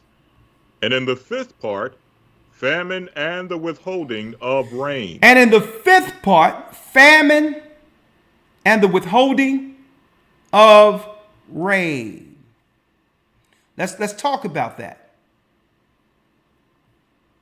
Fifth part. Weather warfare. Weather warfare. That's on many levels, and I'll discuss that in a moment. Make droughts where you want droughts, and make it rain where you want to make it rain. And through that, you can conveniently explain it off as a natural earth phenomenon that would put the people in further oppression if you state that, okay, maybe this is some type of warming. Maybe this is a climate thing that's naturally going on when the Bible prophesied about weather warfare. And if you're one who don't believe that weather warfare exists, doesn't exist, if you believe that it's a conspiracy theory, look it up. Weather warfare. One of the first treaties of weather warfare was between Russia and America, where they agreed not to use the warfare against one another. That's an actual treaty. Right? Hit the like button for us, because I'm going to show you where this is going, folks. Now, did we not see floods all over the place during this same administration, Elder Lawyer? Yes, sir. No sooner as he was voted in, right? Not to say it's him, but I'm speaking of a marker based on our time, the time we're in right now. And it's a sign or a marker that all of these things have happened, and this administration still has about another year to go almost. And everything I've mentioned have happened under one administration so far. The sending of war, that's what we see right now over in the Middle East.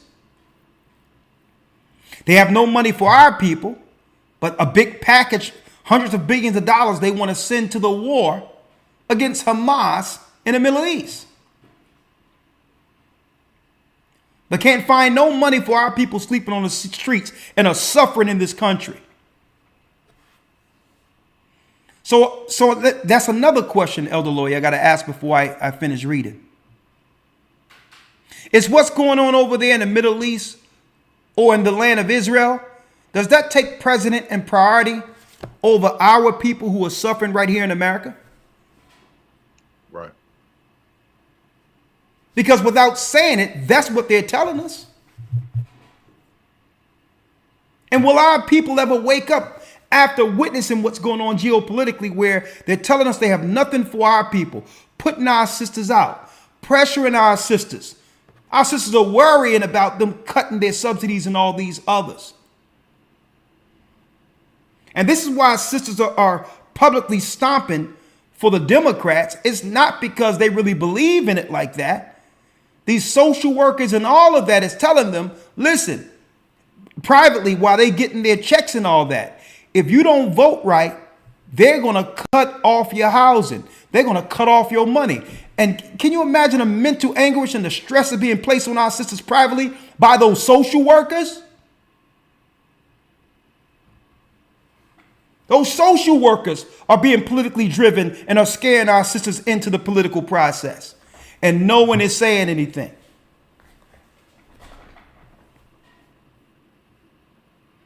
And they don't care. Our sisters still went out and supported them. And right now, our sisters in America are the most evicted right now. They're moving our people around while bringing other people in. Social engineering.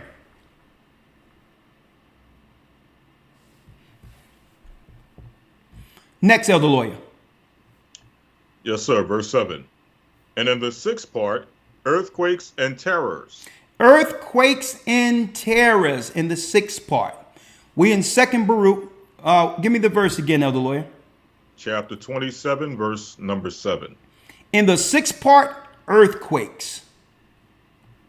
Earthquakes. And what? And terrors. Earthquakes and terrors. Let's look at it. Earthquakes. And we know the earthquakes is written up in the book of Revelation, where what? There'll be a great earthquake, and then the spirits will be released from the river Euphrates. And these spirits would add or go into the ranks under Satan to give insight to the evil elite to destroy more people. Earthquake and terrors. What's terrors? Hell release. Hell being raised to this earth. Terrors. That's 6 and that's 7, right? Now look what happens next. Verse 9. And in the eighth part, And in the eighth, what, Elder Lawyer? A multitude of specters and the attacks of the Shadim. Specters and the attacks of the Shadim. What is that? Attacks, specters and the attacks of the Shadim. What's that? Demonic attacks. Poltergeists. Paranormal activity. People acting out of their minds without any rhyme or reason. No logical reason for people just operating outside of the spirit. And the majority of people don't even realize that person has been taken by a demon. That's right. Organized demon possession. Where if you go to the right place, they can give you some stuff. I'm not talking about stuff on the streets. You can go to a place that's legal and they give you some stuff that'll tell you suicidal thoughts. If you exhibit suicidal thoughts, call your doctor. Now, what logical thought would you have if you're thinking about killing yourself? To pick up the phone to call your doctor in a few days and say, yeah, by the way, I was thinking about hacking up everyone in my house and all that. Can you can you lower the milligrams on my stuff? Mm-hmm. Administered demon possession. Right? What's next, Elder Lawyer? Verse 10. Verse 10. And in the ninth part. Hold on, let's get it. And in the ninth part. The fall of fire. And the ninth part, the fall of fire. Man, we experience all of this under one administration. The fall of fire. We prophetically reported on not too long ago. All the fires that coincidentally started in different parts of Africa. In some of the same areas where, of course, the Chinese industrial machine that came over there to build certain areas, they're conveniently in some of these same areas where the fires were. Convenient. Canada, fire that was reported when a bishop from Canada came on and reported live. And Maui, where the elite's house in Hawaii didn't get touched at all. Only not too long. I mean, you're talking about what? About 100 feet from where the fires were, but the elite houses weren't touched at all? Man, all this under one administration so far. Is there more? Of course, there's more. Read. 11. 11, let's get it. Oh, let me get it with you. 11 is what? And in the 10th part, rapine and much oppression. And the 10th part, rapine and much oppression. So what happens? In the midst of all this, rapine and much oppression. What is that? You got it, folks. Inflation.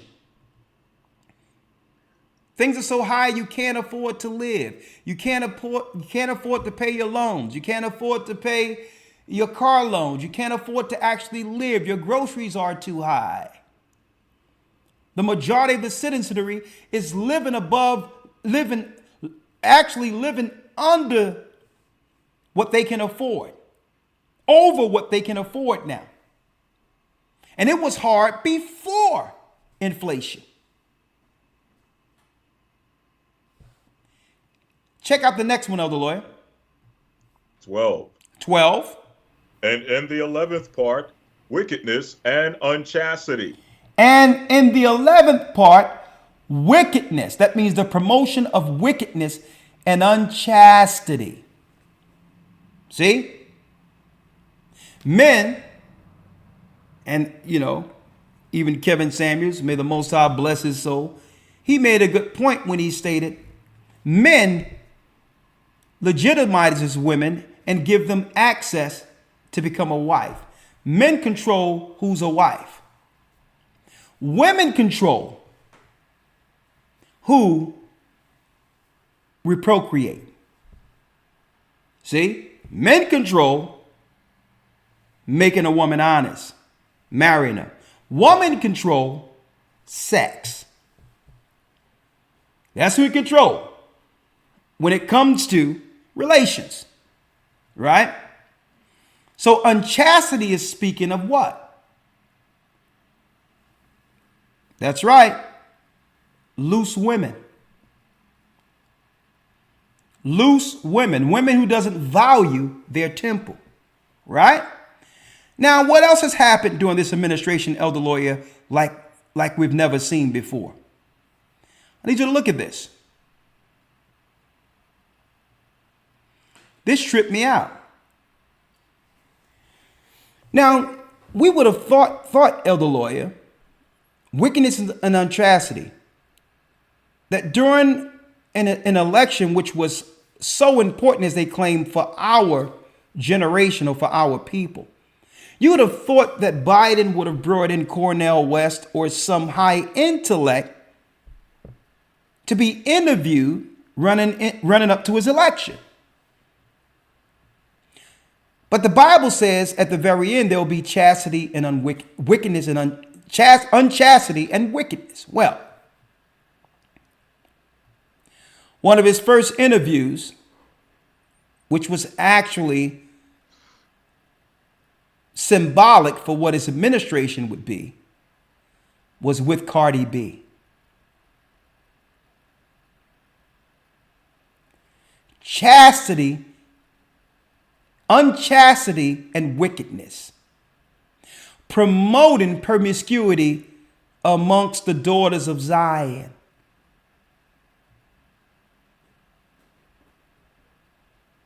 To not value oneself. And it will be promoted to some degree. WAP makes it rain. Breaks streaming record en route to #1 Billboard Hot 100. So much, and Elder Lawyer, we're not even in 2024 yet when the election for presidency happens. So where will this country be By the time we get to the elections, we're talking about the sickness, the earthquakes, the water, the fire, unchastity being promoted. They went from this to what?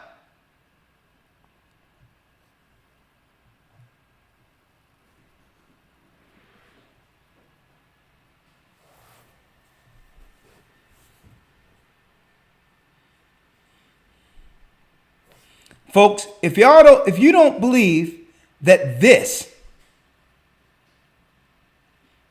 led to this,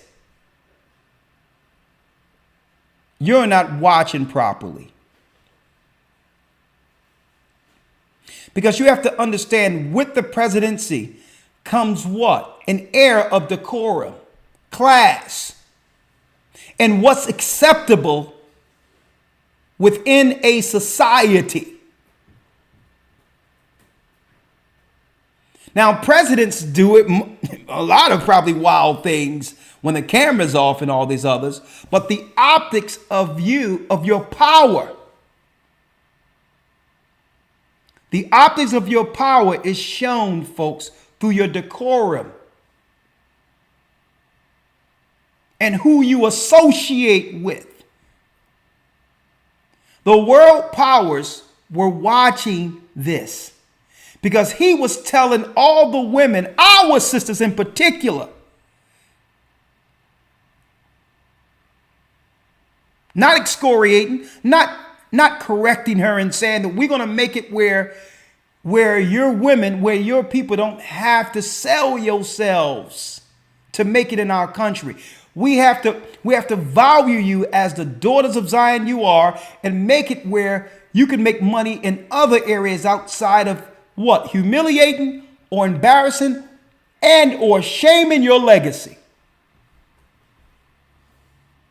And if you don't think this,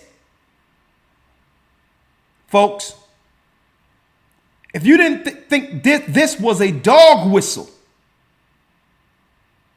for this, you weren't watching. Many women that's out there that was dealing in the streets and all that said this, the president have just shown us it's our time.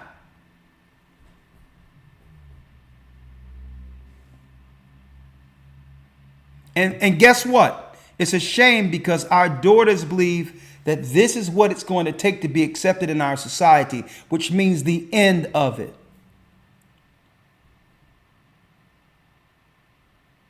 The end of it. Because women are the first teachers of culture and or tradition. The decorum and the respect and the tradition comes solely from the nurturer initially.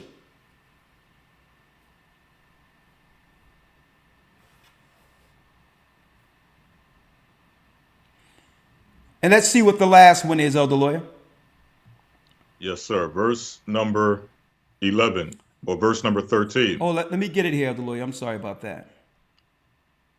Yes, sir. 13. Hold on, let me get it.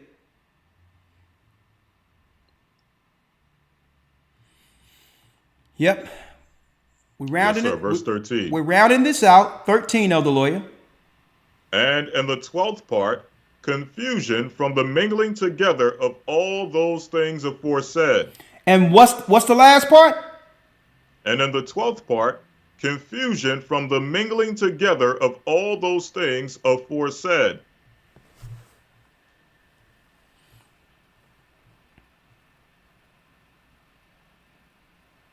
The mingling of all these things together. And in the 12th part, confusion, which is the state of the world right now. And that's the state of Babylon, confusion. From the mingling together of all the things aforesaid.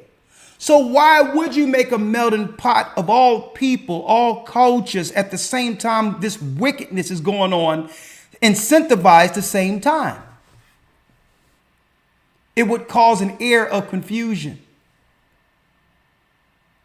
And in the midst of the confusion, the darkness, what's happening?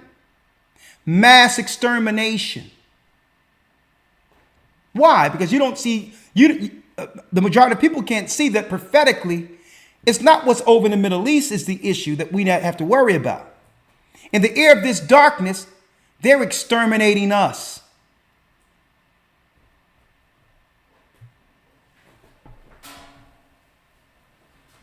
See? Through sleight of hand, you don't even realize when you look up and your loved ones are gone. You don't even do the research to understand how did they come to such a pass. Because you believe that what's going on in the Middle East is the only war we should be concerned about because CNN tell you that's the war you should think about. But then you have a scenario where you don't even understand how you were just speaking to your cousin yesterday. And then all of a sudden she walks in a room and falls dead for no apparent reason, fully healthy.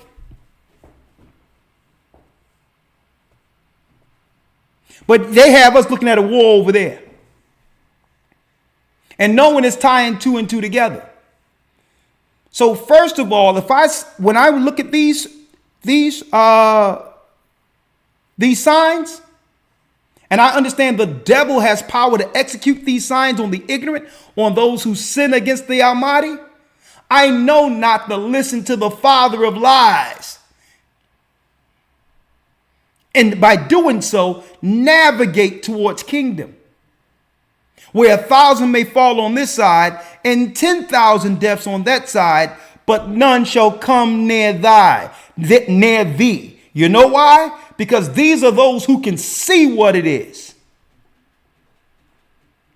The confusion is the air of darkness that leads to what? This is how they pick people off.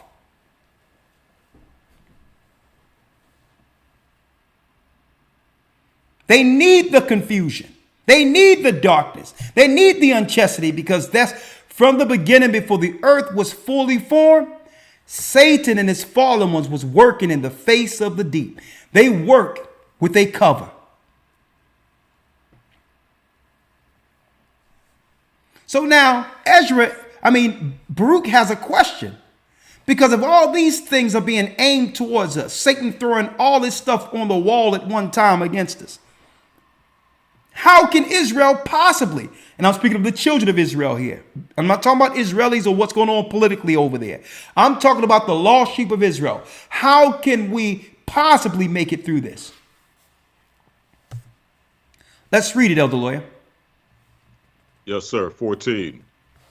For these parts of that time are reserved, and shall be mingled one with another, and minister one to another. For some shall leave out some of their own, and receive in its stead from others. And some complete their own, and that of others, so that those may not understand who are upon the earth in those days, that this is the consummation of the time. And it's going to happen where one thing will stop happening, and they'll start up somewhere else. Okay, there's a riot. Then we got to wear masks, or there's another variant, or there's a disease. It'll stop there. Earthquake, flood, fire. Everything that the Most High said would happen has happened within not even a 4-year span of one administration. And the Bible is telling us, can't y'all see this? You're living in the end of days. It's the consummation of the times. Folks, listen to me and listen to me good.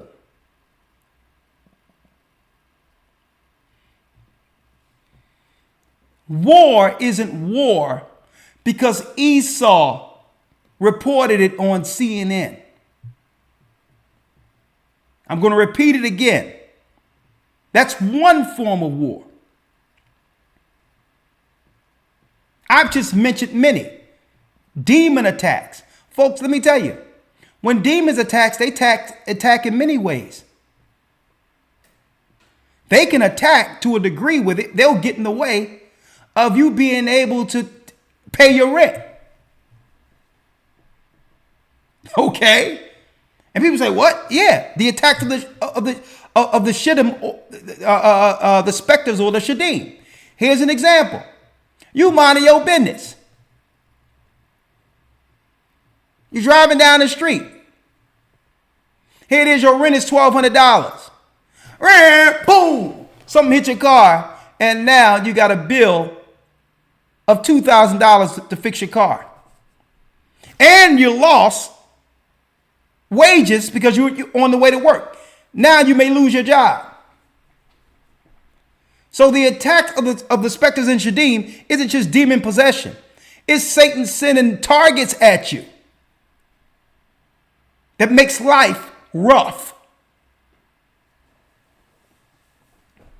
The attacks of the specters in the Shaddim isn't just demons possessing people. It's attacking people and keeping people impoverished.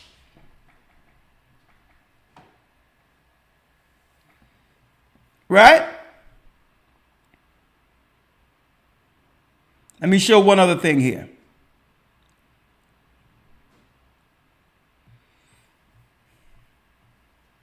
And complete their own, and that those may not understand, Elder Lawyer, what? Who are on the earth in those days that what? That this is the consummation of the times. That you're actually living in the end of days. I'm going to tell you folks what's going on. And I'm going to be talking about this clear in this week's Sabbath lesson. I'm going to tell you what's going on. They have pulled resources from the inner cities for a long time. And are just allowing the residue of our people in the community to kill each other or die off without resources. And they're not telling the people, but that's what they're doing. And when they look at the numbers and see a large number of people die in a month, they know exactly how many people to replace from the other countries who are looting the country. It's about pulling resources out of America. Why? Because they cannot attack America through a standing army. So they come in another way. The invasion is coming from up under the country instead of invading the country. I'm going to show you. I'm going to talk about this coming Sabbath. They're looking at the numbers. And when they get a certain number of our people out of here, they know how many numbers of people they can have to actually get resources to continue pillaging the country intentionally. It's for a reason. Right? Read. Sir. 28:1. Nevertheless, whosoever understandeth shall then be wise. Hold up. Read that again. Nevertheless, whosoever understandeth shall then be wise. Nevertheless, whosoever understand what the Hades is going on shall be wise. Wisdom shall be the stability of thy time. We're seeking, walking, and looking at this world through a prophetic lens. And through what? And through the wisdom that comes through the Holy Spirit sent by Christ himself. It's the only way to navigate through this. If you walk wrong, you operate wrong, you will trip into death. It so happened that's the time we're living in. Read. Nevertheless, whosoever understandeth shall then be wise. Read. For the measure and reckoning of that time are 2 parts of a week of 7 weeks. And I answered and said, it is good for a man to come and behold, but it is better that he should not come lest he fall. Listen, even Baruch says, man, it's good to be, to actually live to see the coming of our Lord. But I think it's better if people aren't born at all in these times. It's one thing as a prophet viewing it as a future prophecy. It's a whole nother thing, brothers and sisters, having to live through it. Baruch is excited to see the future, but he didn't want to live in it. He's excited about the future to know what was going to happen. But he says, man, it is better. He answered and said, it is good for a man to come and behold. So, he's actually excited, or I would say more so, happy to understand the end of times. Because this leads to our Savior. But then he says, but it is better that he should not come, what? Lest he fall. Lest he fall. There's too many snares. If all of these things are coming at one people at one time, who can actually survive this is what Baruch is concerned about. That's why our people have been so destroyed, because the whole aim, folks, the whole time has been to destroy the rising of the children of Israel. That's all this was. They had this Palestine, Israel, Middle East, and all these others, folks. Got us looking all over the place saying, I'm glad it's not us. And really, through misdirection, all of these people together are attacking us simultaneously. We're talking about what's going on with Palestine and Israel, and we're not looking at what those same people have done to us throughout history. When they come in our communities and all that, and our sisters come who are suffering and all that, come in the store and they be flirting at our sisters and no one is saying anything and say, meet me at the back later. Sisters, I need y'all to come out and talk to us tonight. If you've ever known of this or have experienced it yourself, where these guys are hitting on you when men aren't around and all of that, I need that conversation for you to call in tonight. Okay? The same Palestinians or Persians and others, they come into our country and our sisters sometimes come in the store looking all nice or sometimes provocative. And guess what? That's one of the perks that these Gentile men have coming to the country, that they can deal with these sisters who want to be with them for the good hair and all these others, and don't have to deal with the weight of child support, court, or nothing. They can leave these babies and go right back over to their own countries. Sisters, I'm going to need y'all to call in tonight and give us those testimonies, because when we're in the store, when the brothers up in the store, they're quiet and act like they just battering chicken or something. That's how they act when we're in the store. Behind so thick of a plexiglass, they look about this short.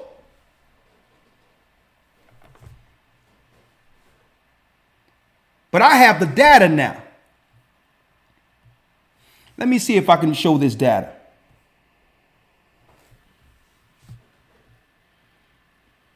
Let me see. 1 second, folks.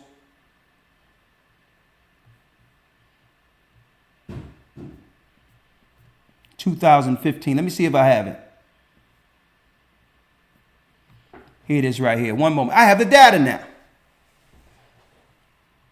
Based on the data, Elder Lawyer, from the CDC. Hopefully it doesn't go blank here. So what happens? They come into our cities. Folks, they did this in Jamaica one time when Jamaica was predominantly our people. And they did the same thing in Jamaica. Years before they had this stuff come, this immigration into the United States as we see it today, they did it in England. The same thing. Now, if you travel the world, you can understand the same program. To water us down and to have all these other nations totally phase us out through breeding, through mixing. breeding children who would be what? Utilized for the Moloch Canaanite priesthood.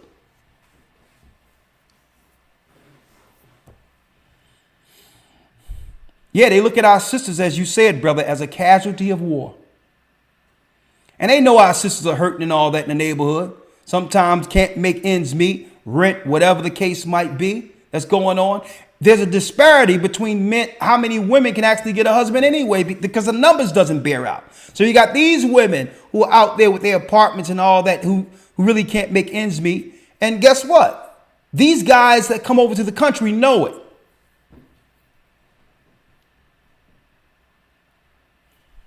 I'm going to be talking about this weekend about how some of the sisters actually was invited I remember in Philadelphia.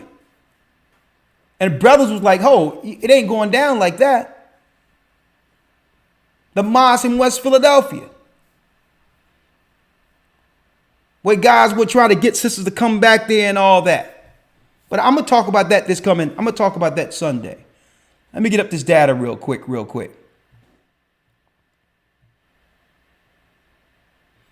Wickedness and then the mingling of all of it together at the end of the day. At the end of it, there's confusion. And this is how Satan worked. The 12th part is confusion, so that they can work in their war against the children of Israel without us actually realizing that they have always been at war against us. How do you know they've always been at war? The Bible tells us in Genesis, the 25th chapter, that Esau would be the cunning hunter. That's all Esau knows is war. That's all he knows. He took the mantle, he took the position of hunter from Nimrod. Nimrod was the feared one in the earth as the hunter of the Nephilim. Built a wall around to protect the people from the outside threats. That whole concept came from Nimrod, Amraphel. Okay? Outright. And as payment for protection, loyalty to a new king. Because Nimrod could make you safe. That whole concept came from Babylon. So now your allegiance is not to your God, your people, your culture, your nation. It's to the state. That whole concept is a religious Babylonian concept that Esau took from Nimrod. Confusion. All right? Let me pull it up real quick, Elder Lawyer, if I may. See if I have it here. Oh, it's working now. Praise the Most High.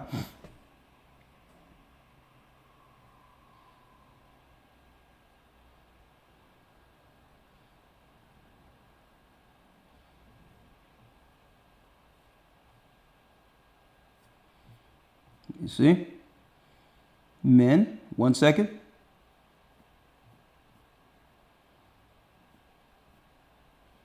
These are first births. One moment. See if I can find it. 1 second, folks. Bear with me.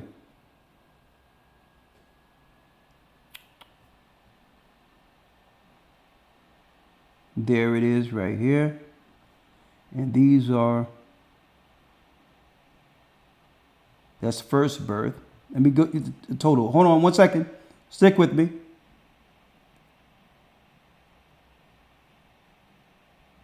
That's first.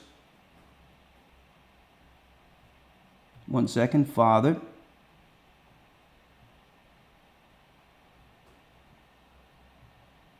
White. 8407. Yeah.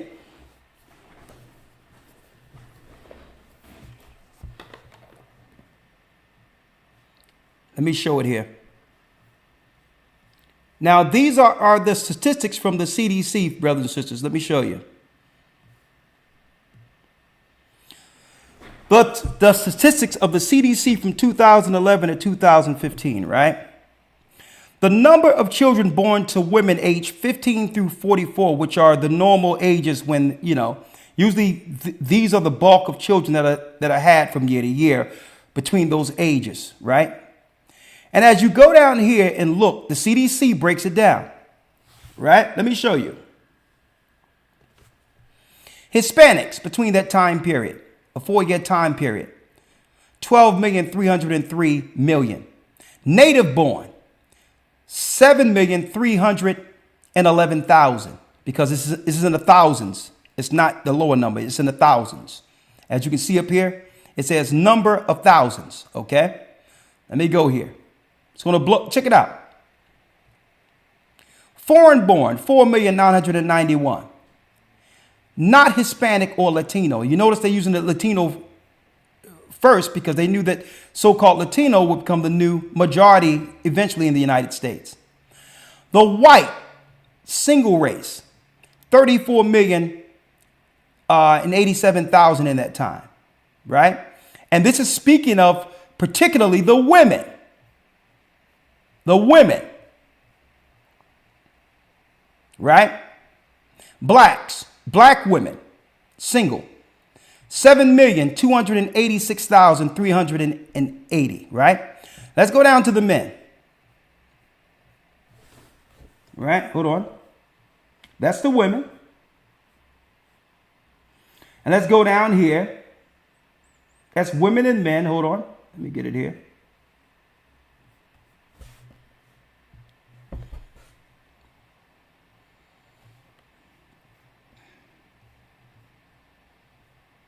Let me get it. Hold on. Women and men age 15 to 54, right? Let me get it.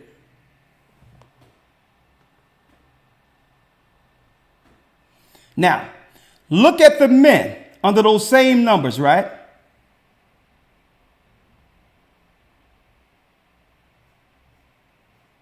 One second here. Let me get it.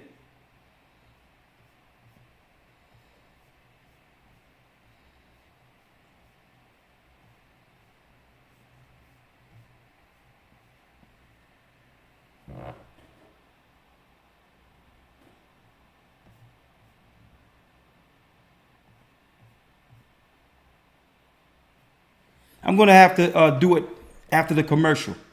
All right, I'm going to do it after the commercial because this thing is all jumbled up here. But in a nutshell, I had it here. And I'm going to show y'all in between the break. I'm going to grab it for you. There's a disparity between 1.2 million children that are born in our community that's not accounted for.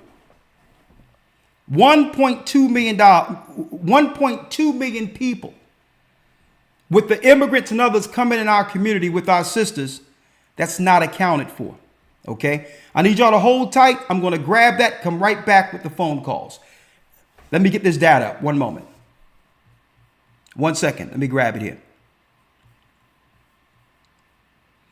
And I need y'all sisters to call in and let us know what are the interactions in our community that our men don't know about when it comes to foreigners coming into the inner city. I'm going to show you why, according to the Bible, it's important. Sisters, I need y'all to call in. I'll be right back with the chart. One moment. 1 second.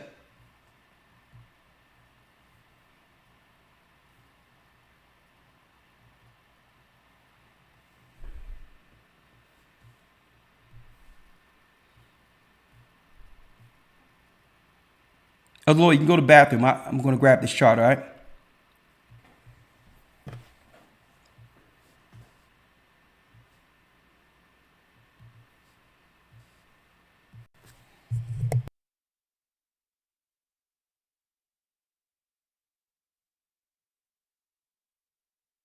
The Bible.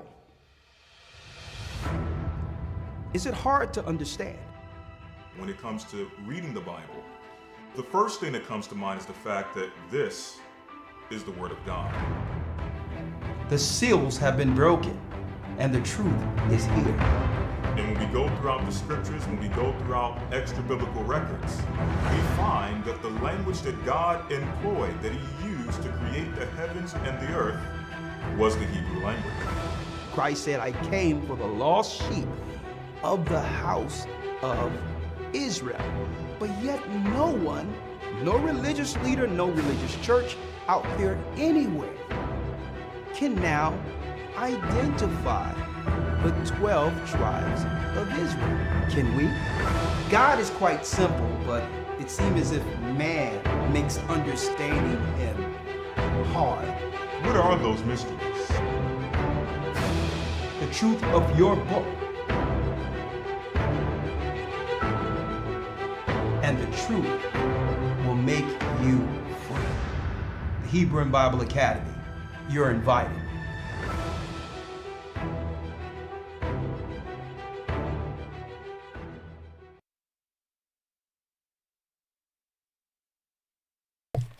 Okay, we're back.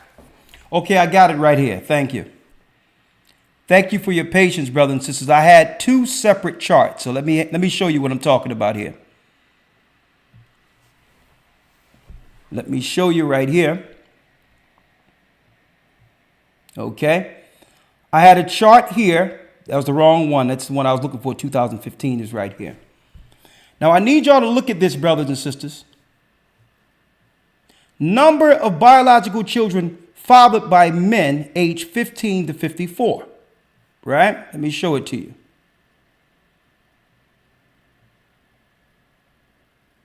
Let me get it here.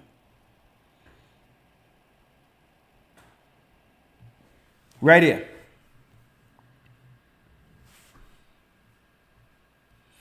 Number of biological children in the United States fathered by men aged 15 through 54. Right here. Look at the numbers. Latino, 12,908,000. Native born, 7,090,000. Foreign born, 5,808,000. Black American men, that's the white race, white men, 34,304.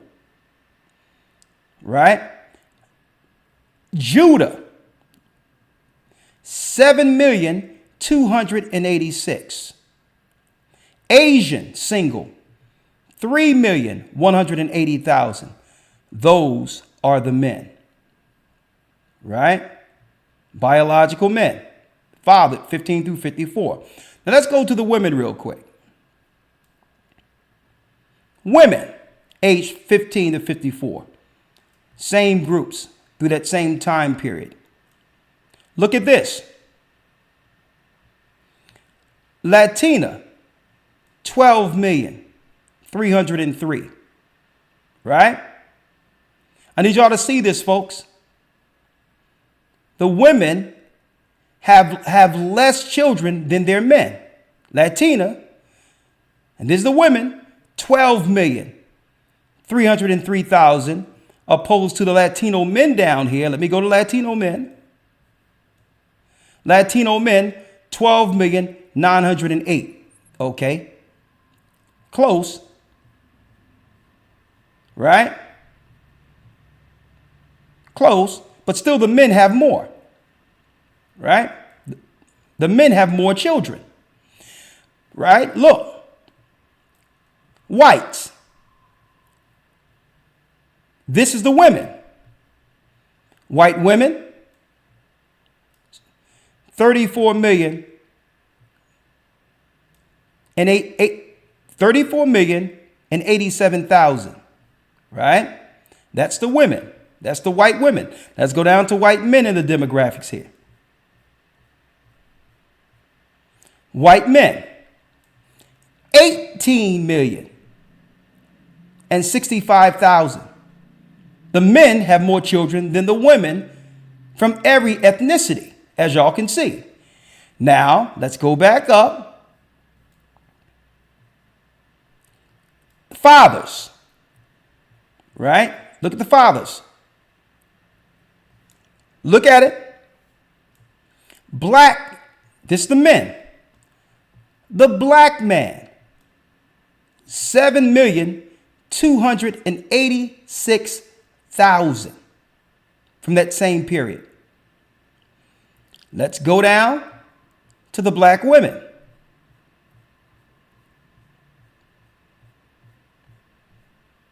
Right? Go down to our sisters.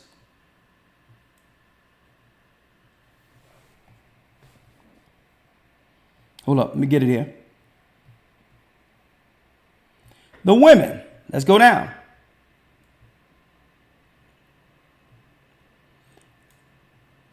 Black or African American single race, right? Hold on, let me get it up here. It's the third one. Number 3, 1 second. Right here. Father, here it is. Number of children born to women. The chart is all over the place. I got to get it here. 8,407,000 for the woman. 8,407,000. Right? And let's go to the men. 7,286,000. A disparity between us and our sisters of 1.2 million. So the question is, where are the other million some children coming from if not by the black men? And what you have to look at is the numbers where the other ethnicity have more children than their women.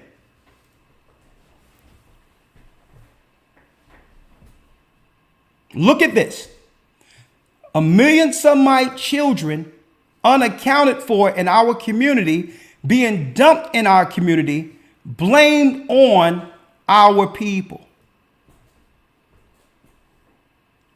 And then on top of that, the board is open where all these nations are coming in the same time. Can y'all see this? So all of the chaos that is being created by all of these children, folks, and listen, the birth certificates state that these children all belong to us, which gives a negative image on everybody when it's these nations coming through causing all this chaos. And when these children grow up, they're battling against one another and they're blaming that. They calling that, folks, they're labeling that black on black crime. They're labeling that black on black crime, folks. Socially engineered chaos is what they've done to our communities so that our communities could never recover from the demonic evil social engineering.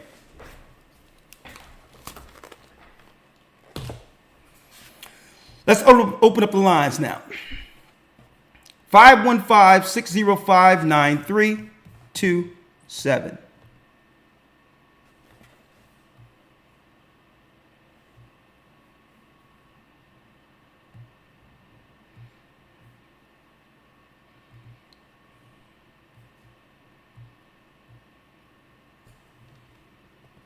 I see sunshine there too.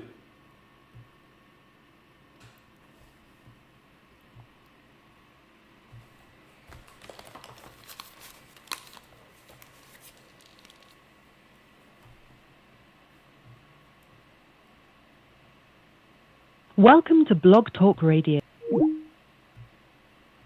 Hold on.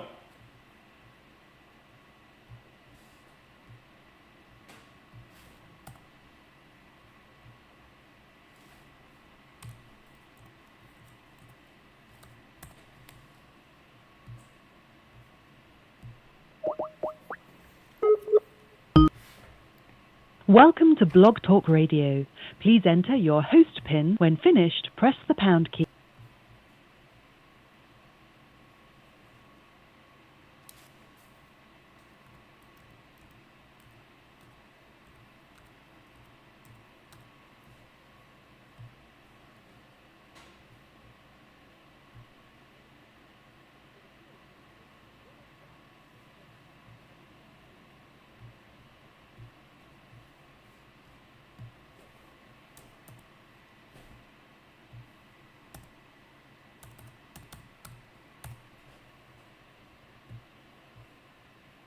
The next time I'm gonna put that chart by itself because I have all these tabs here. I should have kept it highlighted, but I got it nonetheless. So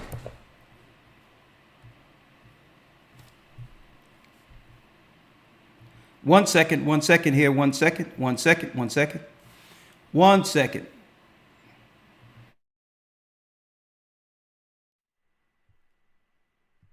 Oh, he's already in there. All right.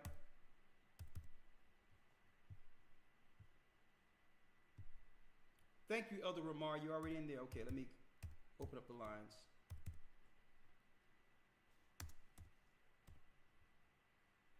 All right.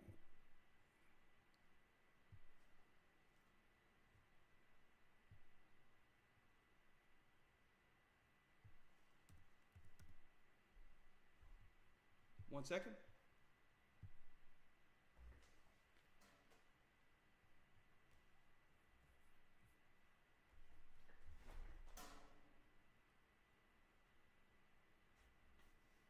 Okay, one moment. I'll be right back with the calls. And sisters, I need y'all to talk to me. What's going on when these Arabs come into your city? Okay? We all know, we all understand what they've done to us. Right? Let me pull it up here. We all understand their history of what they've done to us, right? We understand their history here. 1 second.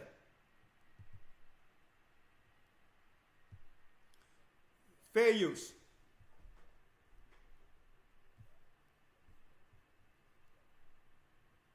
Recall that Arab slavers were the first and last in modern.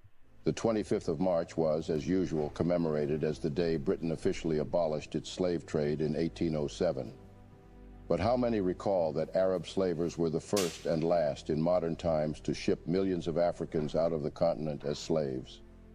The Arab history of anti-black racism predates European anti-black racism by several centuries. The early Islamic Empire exhibited all the characteristics of anti-black racism, and blacks suffered the lowest form of bondage. Europeans took photographs of chained black African slaves in Arab slave trading vessels on the east coast of Africa in the 1880s. Slavery persisted openly in Saudi Arabia and other Muslim countries in the latter half of the 20th century, 100 years after slavery was abolished in the United States. As late as the 1960s, African Muslims still sold slaves when they arrived on pilgrimages, as a way to finance their pilgrimages. Arab nations lagged far behind the rest of the world in abolishing slavery. Saudi Arabia and Yemen in 1962, United Arab Emirates in 1963, Oman in 1970. However, unlike the rest of the Arab nations, hereditary racial slavery persists in Mauritania, despite multiple official attempts to abolish it. In 1981, by presidential decree, Mauritania became the last country in the world to abolish slavery, but no criminal laws were passed to enforce the ban. Under international pressure in 2007, the Mauritanian government passed a law allowing slaveholders to be persecuted. However, that law has rarely been enforced. Far more anti-slavery human rights activists have been prosecuted than the handful of Mauritanian white masters. Fair use. In addition, slavers are offered compensation for freeing the enslaved, while the victims of the brutality are offered nothing. In 2015, under international and some domestic mobilization pressure, the Mauritanian government created 3 special courts to prosecute slavery, but so far they have only tried very few cases. However, that's just not all about this oddly unique sect of slavers. The Arab slavers, at some point in history, driven outrageously by their odd ambition for economic power and human control, had their African male... Oh yeah, I'm going into this. I'm going into this Sunday, folks. I'm going to talk about that this Sunday. Yeah. 1 second here. I'm going to go into this Sunday, folks. Yes. Is Islam Rome's secret weapon, a cult weapon? Have they always used and abused our people, even before the so-called white man did what he did in slavery? Ishmael is equally complicit. And they want us to take sides of what's going on over there in the Middle East. You got Ishmael, you got the sons of Lot, Esau, all of them have double-crossed us. Every last one. Let's go. I see you there, Sunshine. Cora has a question.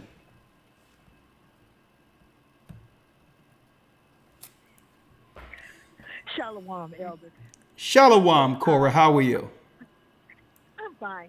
I want to know the website where you downloaded that chart, where you got that chart you just showed us.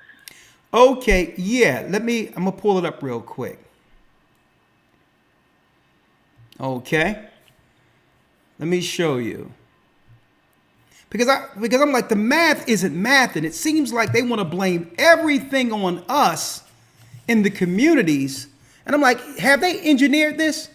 So I went into the CDC's numbers, and I'm like, all these children don't belong to the brothers. All the other nations have more children than their women. And I'm like, that's odd, because there's more of their women than it is of them. I'm like, the math isn't mathing. And then I looked at our numbers. I like to look into our people. And I noticed we're the only people in the United States, the men, who actually, we don't have as many children as our women, by 1 million. Over 1 million.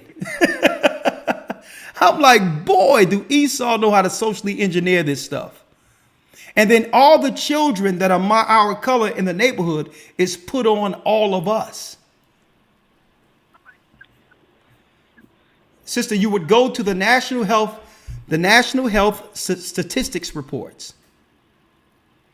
The National Health Statistics reports. A lot of these reports, and it tell you down there, it give you an asterisk. A lot of these are CDC reports and all that. National Health Statistics. Just Google it, and you'll see all the charts for years. I even got them up to 2020, the latest one I have, but I'm looking at that now. But when I seen this disparity, I'm like, whoa. So all the criminality and all that they're claiming, they've put on us that don't belong to us. It's the other nations coming through secretly, leaving these children all over the place that are growing up in our society, causing issues. So when it comes to colorism, when it comes in, just say if a sister was to sleep with a Persian or an Arab or something, and she want to keep that quiet because, they don't want everybody to know what you're doing. It's your private business. But then this child grow up with a phenotype where it got good hair, look nice, cute, or pretty, or whatever the case is. And then colorism issues begin to happen within the community that had nothing, and they'll blame all that on black crime and all that. But yeah. Any other question? Okay. Well, no other question. I just wanted to make a comment. You were asking about then. I know around the corner from us is in New York they call them bodegas, a little mom and pop store. Well, it's owned by Arabs. I know. A few days ago, I asked my daughter to pick up something. She said, I don't want to go in there in the morning. I'll go in the evening and pick up something. I said, why you don't want to go in the morning? She said, because of who's there in the morning. She doesn't want to be bothered if apparently was hitting on her or something, and she wanted to avoid the mornings, the ones that's there in the morning. So she'll only go in the... So she's seeking to avoid She's seeking to Yeah. avoid it because there's a guy she knows in the morning who's really aggressive That when she it doesn't want to comes. be bothered. Hey, sister, you have to be over in the Middle East to understand how aggressive their men are. It's an entirely different dynamic. Yeah, I know. And then when I was in school in Spain, my roommates and I went down to southern Spain and over into Morocco on Christmas break. And well, to make a long story short, we ended up getting ripped off. One student that was on the boat with us offered to show us around, but when we landed, and another guy met us at the there at the landing, and he and that student got into an argument, and then the student just walked off, and this other guy, decided to be our tour guide, and we didn't even ask him. We weren't looking for a tour guide, really. We were just going to go look around the city ourselves. Well, to make a long story short, we ended up getting ripped off about $10 a piece and everything. And then after getting back to the States, I read somewhere about some other persons that had experience in an Arabic country, and they ended up, even jumping out of a window to escape these people out of the bed and breakfast or hotel, wherever they were. And until then, I said, at one point I said, I just don't like Arabs at all.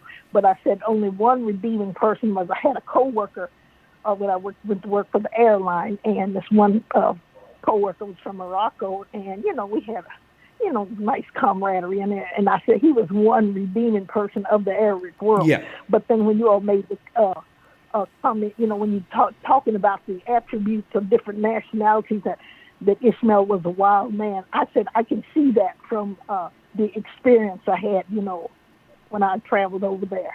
Oh, yeah, it's an entirely different dynamic. Thank you, sister. I appreciate it. Yeah. I appreciate it. Okay.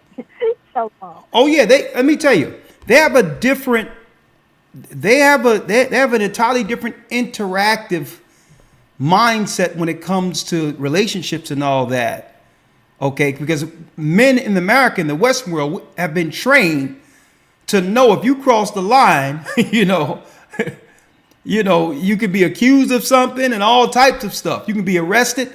They come from it's different being raised in a patriarchal country like the Middle East, an entirely different perspective. They believe in total ownership. And when it comes to our people, how they treat the Sudanese and stuff in Egypt, they feel entitled to not just be with the women and expect the women to be down with them. They come over here. Okay. They also expect the men to be subservient. I had a whole other thing to them. when they see me, I'm like, nah, we flipping this. Okay. It's a whole nother deal. Oh yeah. Someone stated, that it was Kevin Samuels who said that women are having men are having 5 or 6 children or whatever with women, and that's why there's a disparity in the number. No, let me correct that. What Kevin Samuels said, if I remember correctly, been a while, may the Lord bless his soul. What he said was that 80% of the women are having children by only 20% of the men, the top 20% of men. And that's leaving a large number of men single, unmarried with children within the United States who are black men. And that bears off in the demographics also. If you go to blackdemographics.com, there's a lot of black men single in the middle class between 20 and 35 that aren't married, don't have any children at all. So what he was saying is all the women who are having children by the same 20% based on the numbers. But it still doesn't, those men that we're talking about, that you talk about, sister, those men are also in those numbers of the children that men are having. When it says black men and then their number is actually lower than the women, it's including those men too. Okay. So it says the sister didn't want to go to the store in the morning because men are actually selling our sisters in the store. And this, I'm going to tell you, it's a different dynamic altogether. She want to avoid the store. But understand, I need y'all to understand this, folks. The men in the country, including black men, Judah, we know not to go there. Because if we cause a threat, automatically, it's not avoidance. It's police. It's you better get out of my face and all of this. So these men come over with a different level of interaction and fear. Okay? Our sisters have fear when it comes to these opposed to us. Because brothers can't roll like that without fearing being arrested or whatever the case is. But I think sisters know that these guys can operate with impunity without anything happening to them. They can do something and cause trouble and get on a plane and go right back to their country. So it's best she avoided them. 667 area code, Danita.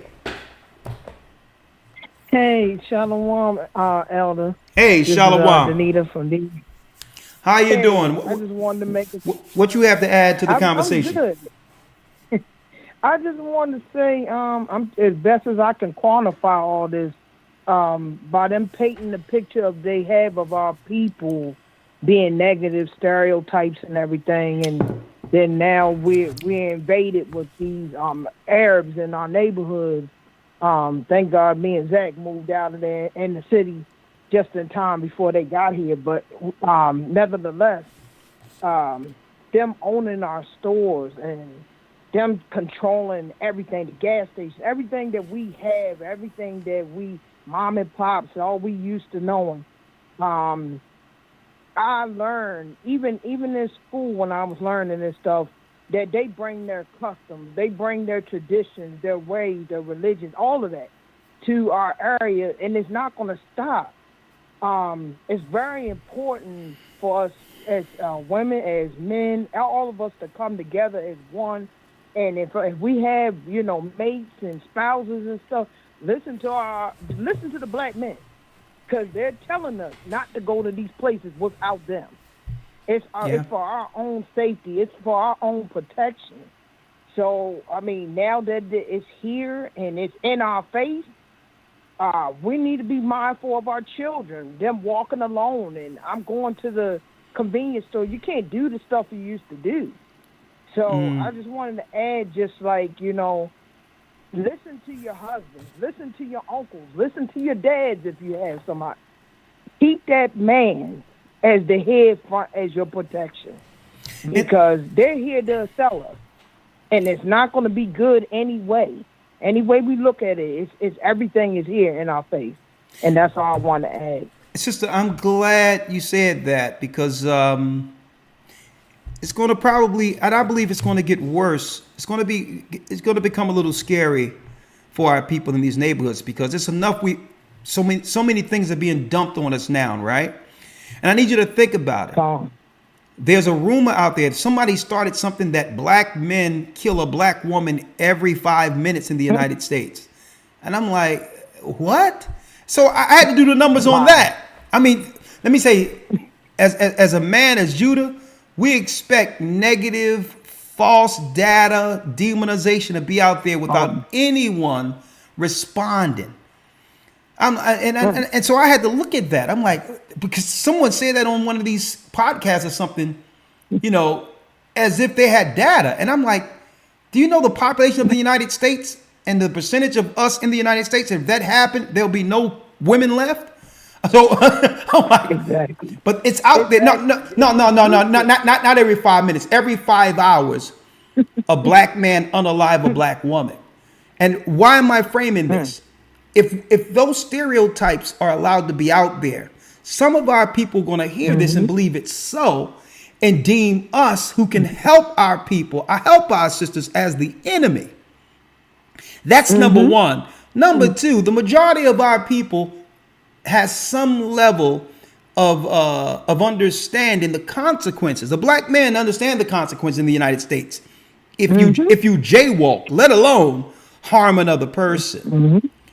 And here's a dangerous piece on this, sister, real quick, and then I'm going to let you go. The dangerous piece, if you get these people that are coming over here from the Middle East who see us less than from these other countries, they've always treated us less than, and they criminalize or hurt or even worse some of our sisters in the community.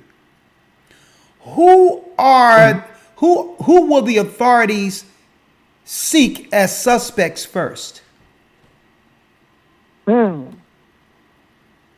need you to think about that. They're coming over here, these strangers. Sister, we're between the crosshairs.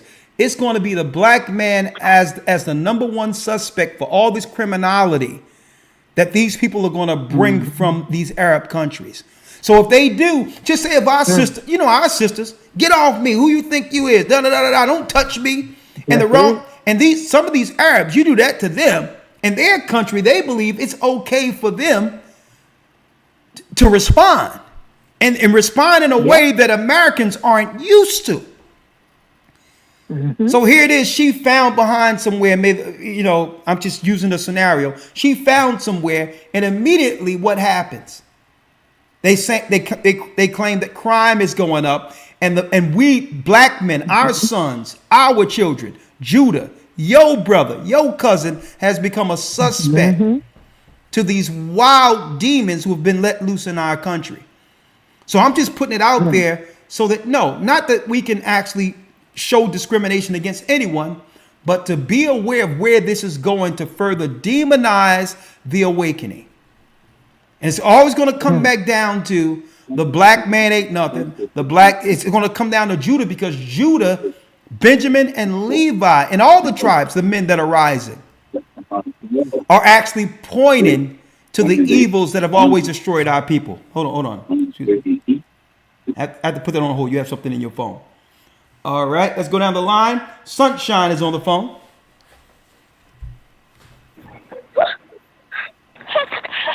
Hello?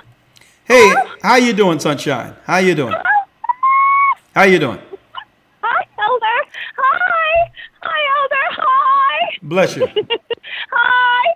Hello. Come on, sister. Bring it. Come on. I got a lot of people. Okay. Okay, Elder. Okay. Wow, Elder. We are seen as the base of the pyramid and made the base of everything upon which this society is built. And regardless of our literal blood, sweat, and tears on trails of tears to build this kingdom, as we have for kingdoms of the past, from Assyria to the daughter of Babylon, no matter what we do in our actions and our contributions, be it good or bad, the evil that aboded still in all men that come of Adam is what they highlight as our norm or our core behaviors, and this evil is shown through Israelites as all that we would ever have to offer to any or for any other nation under past kingdoms, and especially this new whole world order regime. And this kind of limelight for any evil dwelling amongst us is escapable by any other nation, but for us, there's no redemption. No man will redeem us out of the cyclical bondage that we are in, and what's worse is those of us realizing this reality and choosing the like mind of a non-believer, we take the bait over and over again and become the false version of ourselves, only to fulfill the expectations of the degenerates or stereotypes that others have of us. And when we receive those expectations as us or our purpose, we increase our vulnerability and we become like a continual prey for others, and we then ourselves begin to lose sight of the ability to shake awake from our desensitivity and acceptance and stupor of the status quo, even if that status quo is all the plagues highlighted in Baruch. So famines, infiltrations, and death descending is now seen as regular and normal speak, and marriages and giving in marriages, as in the days of Noah, will go on until the letting is done. But understanding that Christ told us the kingdom is within us reassures us that no matter how poor or low or desolate we or others or the hunter may think we are in the poverty and tribulation, but still are rich. And we are not the thieves to give back what's stolen. We are rich because we have the truth that we are the chosen from the womb, elected to rule, and we have all the gifts and difference put in us to not only climb out of a dark hole, but move the hole clean out of the way, and with faith as a mustard seed, and not any single hunter or demon or specter, or chittim or Satan can ever take that away from a sealed man. Oh, there it is. Praise the higher for this. Praise the higher. Bless you. Praise the higher. There you go. Bless you, Elder. Bless you. Bless you. It's so good to hear from you, Sunshine. I know you sent some songs. I'm about to listen to them soon. I want to hear what you got. Some songs you wrote, so I'm going to listen to those. Oh, yeah. I think someone else said something that I wanted to answer to real quick. Someone said something. It'll come to mind. But someone like to know, well, what is our answer to this? Satan is throwing everything against the wall, right? Here it is. They got us looking at other conflicts while they're right up under us, seeking to destroy us. Straight destroy us while we're looking at some Middle Eastern conflict in the theater of all that other stuff while they're destroying us. Like, what is the answer, right? Good question. Well, the answer is, it's time for us to have a covering. It's time for us to have a covering. Men have to be covered by Christ, and women have to be covered by men. The enemy has already been let in. Okay. And I need you to think about the mental fortitude of some of these people. Okay. Because it's not just Venezuelans and all that that's sleeping on the ground and all that. Okay. These, what they call asylum seekers, there's a plan for them. And if these people have the fortitude to come into a country during the winter and sleep on a cold floor until a better opportunity is presented, you have to think, if you have the spiritual fortitude to oppose that type of strength. That means these people coming over are playing for keeps. Okay? If they're willing to go through, some of the toughest measures just to survive, are we prepared to oppose them as selling our people and coming against our sisters and all these others? So it's time for men to get under the hedge of Christ, right? And guess what? Stop this man-woman stuff. No, if we don't come together under Christ, we'll cease to exist. So they're doing all this social engineering to destroy the fabric of family.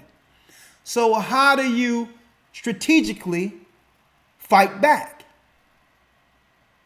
We need to go back to tradition, go back to honor, respect for one another, original roles. A man is a protector and a provider, a sister to appreciate that, to understand, well, relationships isn't perfect, but I have a covering.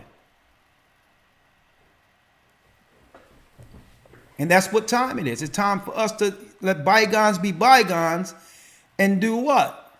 Understand it's time for us to stand together against what's coming through the door. And I'm going to be talking about that this coming Sabbath. It's time for a covering. And sisters got to be very careful, because I'm hearing online, I'm hearing some and it's scary.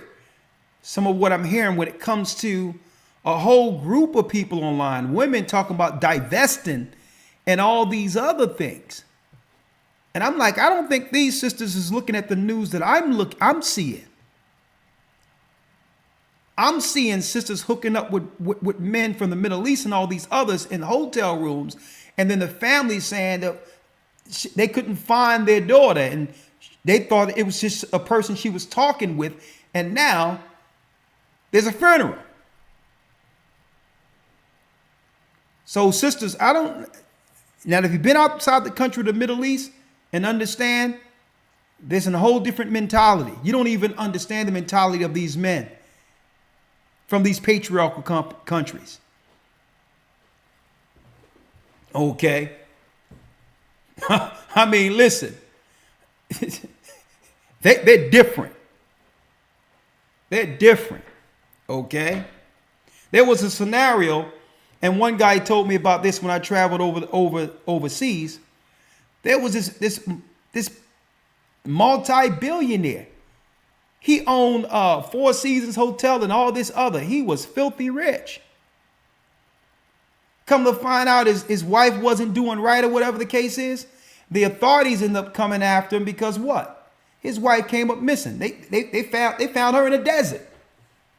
And then he had to what? He went to jail. So you got people, man, they got a different mentality. And this is a guy who had enough riches to say, you know what? Let me cut my losses and, and go on and just get me another relationship. But let me tell you, they're different. So when these sisters are out there talking about divesting and all that, you don't know what harm you're doing to sisters, because it's okay to find someone you love or care if it's, whatever the case is, children of Israel, and it's a good relationship and whatever. But when you just put out broad and tell people to divest, it's dangerous, because you're talking about going with somebody strictly because you got a problem with your own people. That's no reason to give up on your own people because you had, past bad experiences. We've all had bad experiences. But there's no reason, because guess what? Sometimes, most of the time, the grass isn't greener on the other side. I'm going to tell you that right now. And some of these crazies that come over the Middle East and all that, let me tell you, folks, I mean, guess what? You talking about DV when it comes to domestic violence and all that, when it comes to relationships and patriarchal countries, it ain't nothing for them to just go ahead and just cut loose on their woman and the authorities say nothing. That's a normal rationale to fix issues that I've witnessed when it comes to a disagreeable woman. And I'm talking about Muslims, straight devout Muslim. They pray 5 times out a day, left, rights, uppercuts, and all that. They think that's natural to be able to do that if a woman is out of order.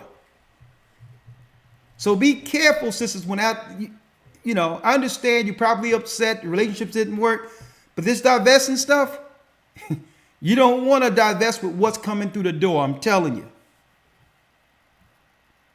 But I'm going to let y'all speak now. 334 area code.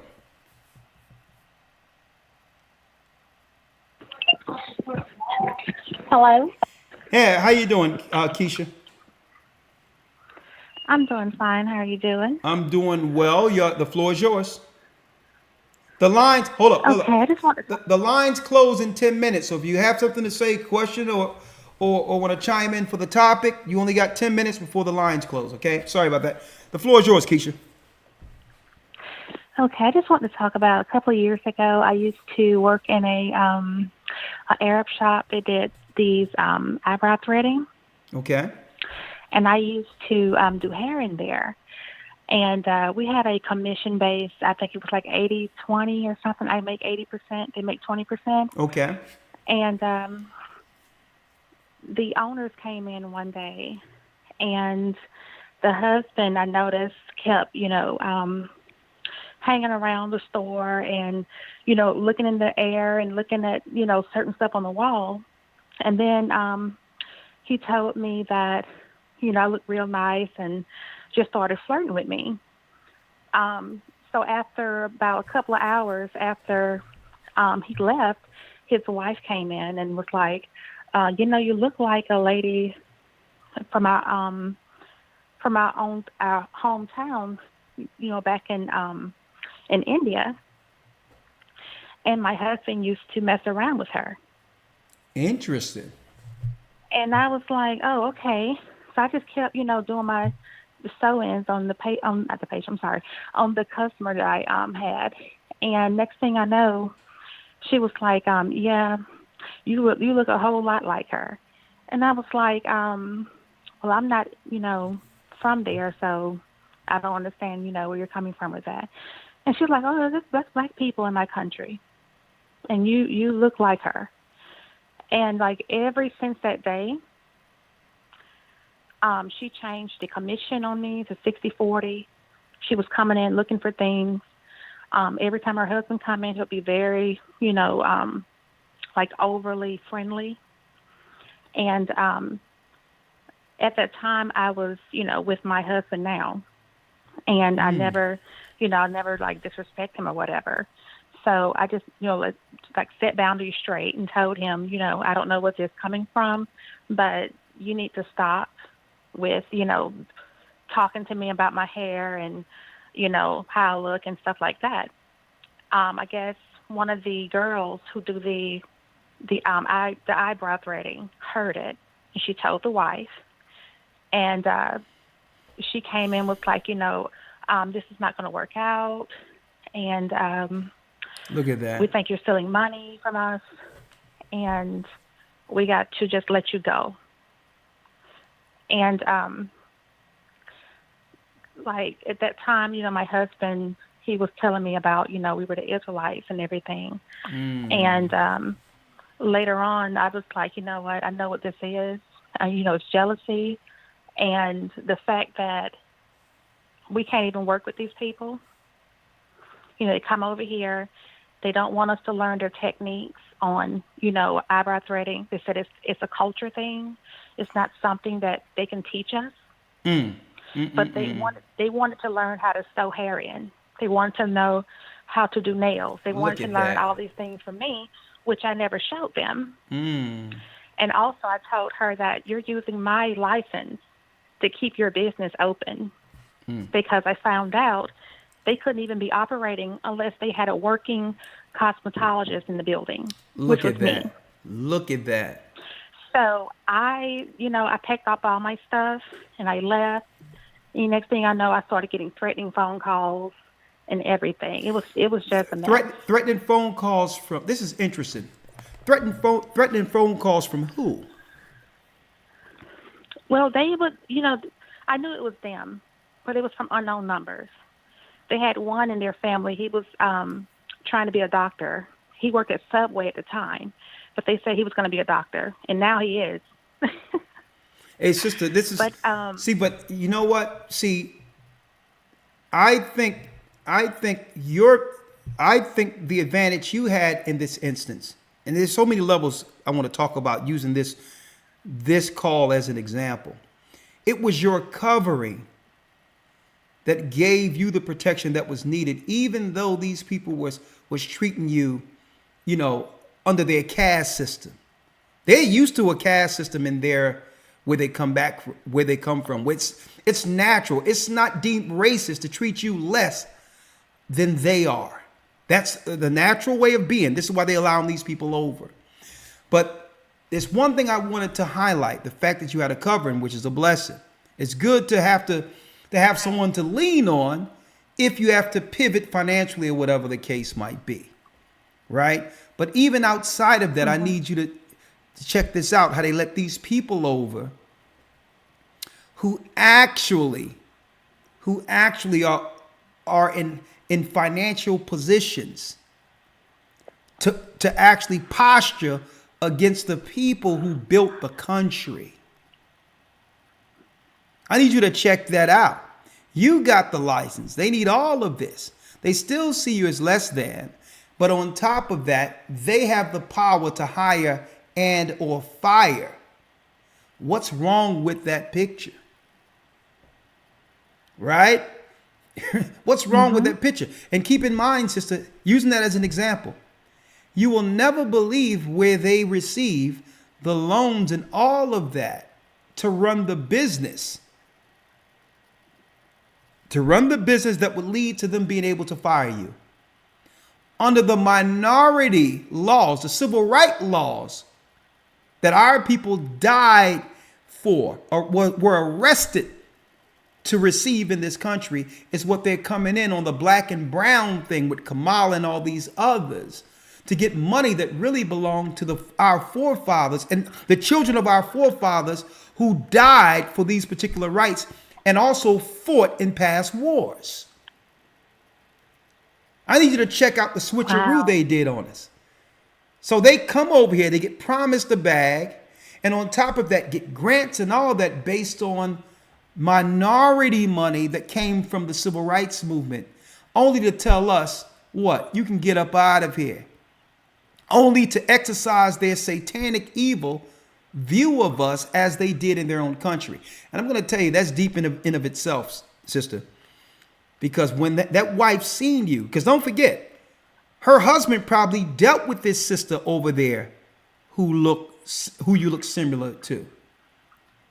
So now you're getting treated like garbage by these people who wouldn't be here if it wasn't for our forefathers fighting in wars and dying for civil rights.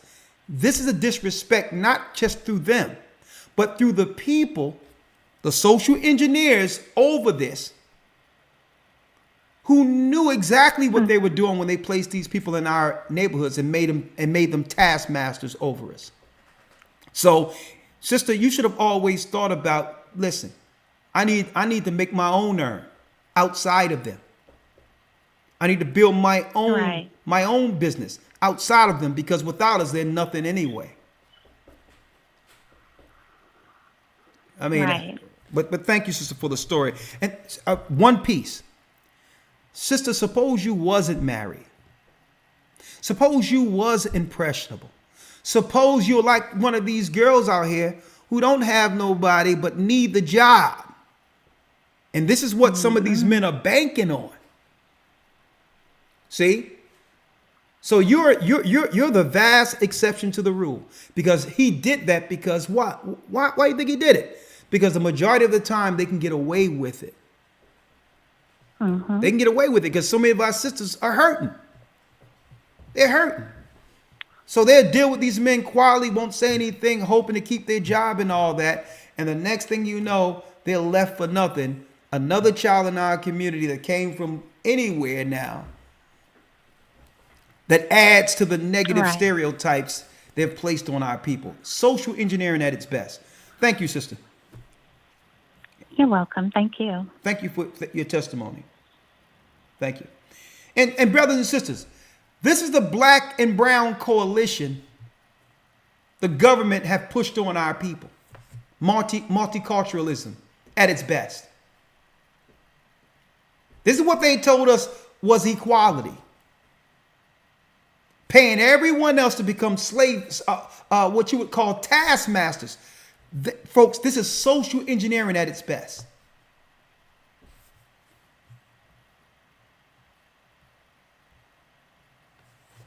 Hamilton has a question.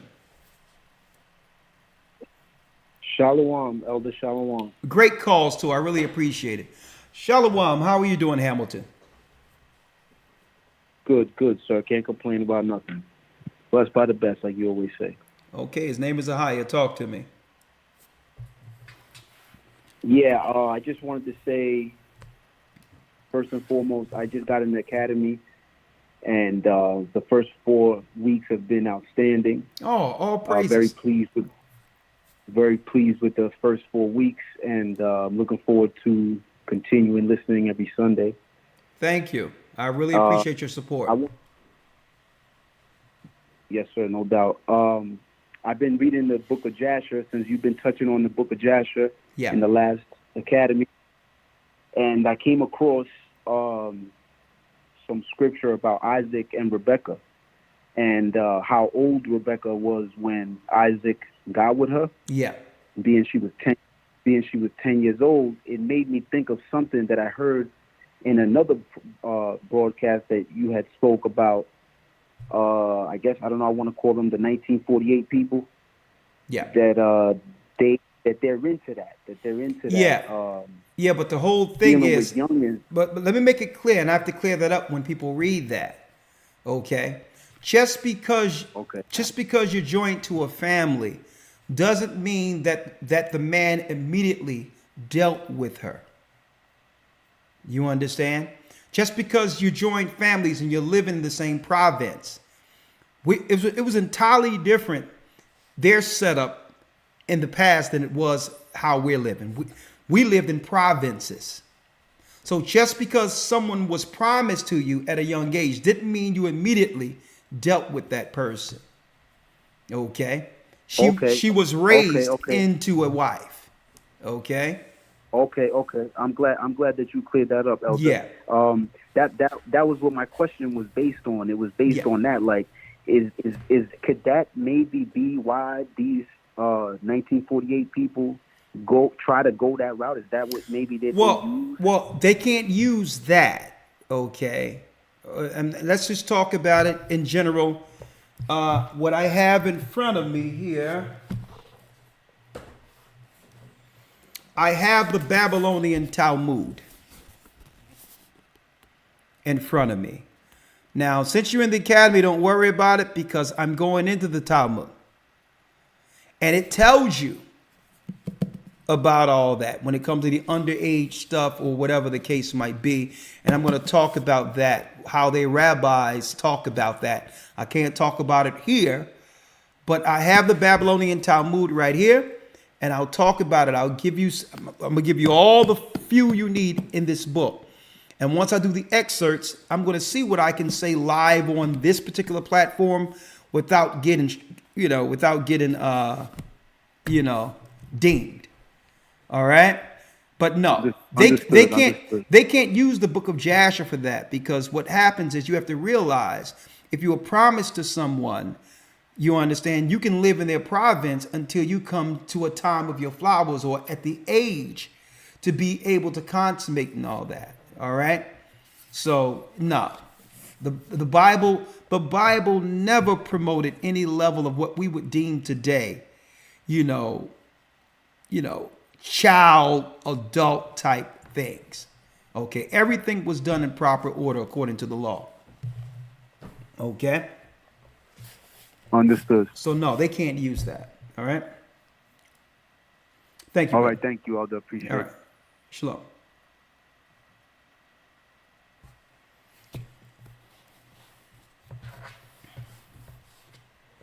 804 area code.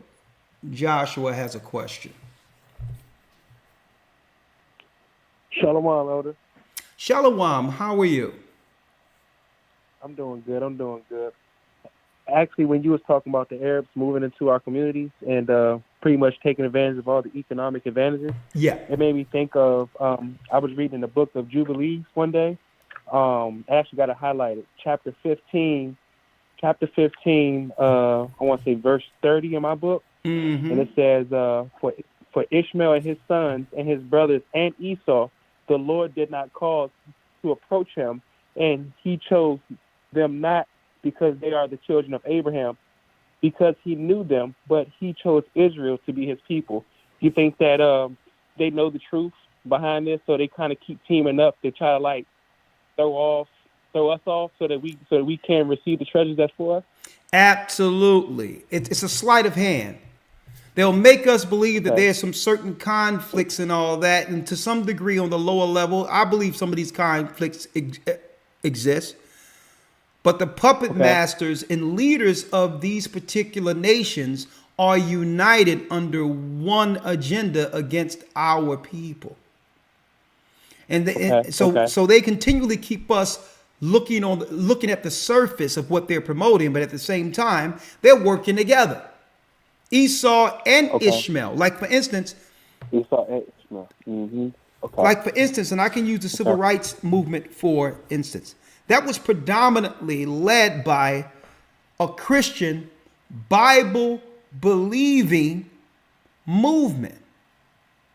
So that movement in of itself, when it comes to marching and all that, was actually organized out of the churches. Those who believed in God, Christ, the Bible. This was a spiritual movement that others began to join into. So that was dangerous to them altogether, because not only were we politically together, we were also spiritually aligned in our connection with God. So what did they do? They sent the crooks. They sent the conscious community. They sent Elijah Muhammad. And let me tell you, there would be no higher respect in numbers of Muslims amongst our people if they didn't first come with a Trojan horse first through Elijah Muhammad with the Nation of Islam. And through that became divide and conquer. So that's Esau working on one side, and who? Ishmael working on the other side, introducing something as a new religion for black people, and that religion enslaved us before the white man did. So divide and conquer, that's them working. So now that if there's some level of non-trust against Esau and we see his red hand working, then they'll collude together behind closed doors and say, well, Ishmael, what can you do? Because they can see me operating against you now. So Ishmael can come in with his prayer rug and some now, I would say some now musk oils, and come in that way. I got prayer rugs. I got Mars. I got this. I got the new religion for the black man. Only to become a Trojan horse that would allow what? If we can accept their religion wholesale, we can now accept their people coming over through those Mars, disrespecting, and on top of disrespecting, circumventing us as black, as quasi-black and or brown people, and by so taking the finances that belongs to the children of those civil rights leaders who died and or sprayed, dogs were sick on them, and all that. And now these Arabs can come in and now take everything that our people marched and died for. And see, this is why through the optics, Barack Obama, you have to check out Kenya. His mother have some mysterious clandestine organizations connected to her, allegedly. So they got us used to this multicultural thing so that they can do what they're doing now. Okay? Kamala, East Indian, and she talking about sister girl and all this other stuff, playing on our sister's ignorance, not realizing she's just showing what's going to replace you. On top of that, what you have to look at, not Kamala, you have to look and do the research and history on her husband. That's the history you have to do. The political history on her husband will tell you everything. So hopefully our brothers and sisters wake up and understand that this multiculturalism, this whole thing about the optics of a black person, and we have to understand the danger of that. Because here it is, under the Moloch sacrifice type of Canaanite religion, they just need a person who looks like you under their control. See? They need a person that looks like you that can be used to convince and destroy you under their programming. That's the Canaanite sacrifice priesthood. See? Okay. All right. Well, thank you, my brother. Thank you, Elder. Okay, thank you. Great call. All right. Thank you. 347 area code. I'm going to make sure I get through all of these. If you're on the line, I'm going to make sure I get you. Don't worry about it. 908 area code. Tyler, I see you. Ty, I see you. Shalom, Elder. Okay, Cecil, I see you. Okay, Trent, I see you also. So just hold tight. I see you all. I'm going to get through all these calls and then we'll just wrap it up for this evening. Okay, and thank you for all your support, of course. They won't let us monetize, but if you have gotten some information, if this have helped your understanding of what's going on geopolitically in the earth, if we've blessed you, please continue Shalom, Elder. Shalom. Hold on one second. Continue to support the work. $ GOCC 144 donate. You can donate that way or go to gatherofchrist.org, okay, to help to support the work. Talk to me, Johnny. You have a comment? Shalom, Elder. Shalom. Shalom. Shalom. Yes. You know what? The curse is real because I'm with the city. I work with the city, and Ishmael now is taking over all the smoke shop, right? All the what and shops? Now, back in the day, the smoke shop. Are they selling weed, the gummy bears, and all that crap? Yeah. Now, back in the day, we used to stand on the block to selling weed, and we kill each other just over a nickel bag. Now, Ishmael got the whole block, all corner stores on lockdown with no license. So now, the city only have 10% of license that give out. All the smoke shop is illegal. Now, a lot of complaints start to happen just because of that. Now, it's another warfare on us now. They're selling us weed that's, listen, I'm not too sure if it's weed or not, but at the same time, it's another way that they're attacking us by the smoke shop now. And, I hate to see it so bad. Every time I see a store that's open, it's a smoke shop. It's a smoke shop. Now, since the curse is so real, and I'm looking at us, I'm like, wow.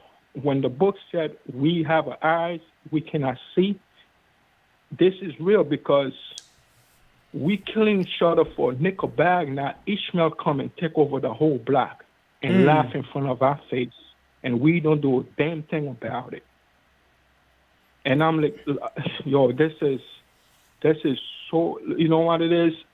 A lot of time I get so pissed off, and I want to go in there and smash them everything down. Okay, but brother, let me tell you, you can't. I know Benjamin, y'all ready for war, but let me tell you, it's not about our weapons of warfare aren't carnal. Okay, listen. The way we win against them is coming under the Most High, following the Most High's law, and on top of that, we must circumvent them by not supporting anything they do. We support our people. Now, let me tell you. Now, when it comes to the drugs and all that, that shouldn't be happening anyway. But I can understand what you're saying. If our people were locked up under under Biden's law, I'm going to call that the crime bill of '95.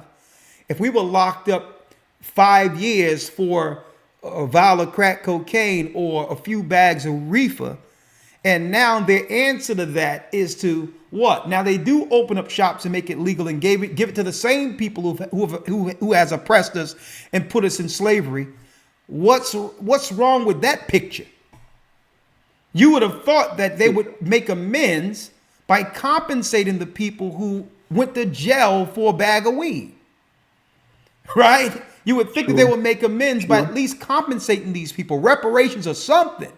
No, they're doubling down. They say on top of that, we're going to make evil synthetic weed that ain't even natural, even though none of that stuff is good for you. And on top of that, we're going to give it to your enemy to continue to poison your people without a license. And these people will not serve 1 day in jail, Judah. How you like us doubling down on you? And see, I'm glad you're mentioning this, brother, because this is the conflict we've dealt with. Biden's law, the crime bill that was pushed by Bill Clinton and him. And they want us to care about what's going on over somewhere else where $100 billion are being shipped over there out of nowhere after hundreds of billions of dollars was spent on immigrants and hundreds of billions of dollars was spent on COVID, but they don't have nothing for our people. I know. This is war. But go ahead, you got the last word. My job is to go out there to give them fine, but that's when I give them the fine. It's like they find a way, somewhere or somehow, they find a way to still keep the store open. Of course. You know, I just. Hey, brother, listen. You know what's wrong? What's wrong with it, brother, is that you are viewing this through politics as if the law applies to them as it does to us. But Esau's crying a lot I'm saying, too now. what I'm- Esau's really crying about yeah, it now. yeah. What I'm saying is you have to realize this is not a war just on our people, brother. This is a war, brother. This is a war on American citizens. They don't care if you black, white, or otherwise. They're siphoning the money out of the citizenry so that they can bring America down to a third world country. The people they're bringing in is used to living third world. They're used to living under communist regimes.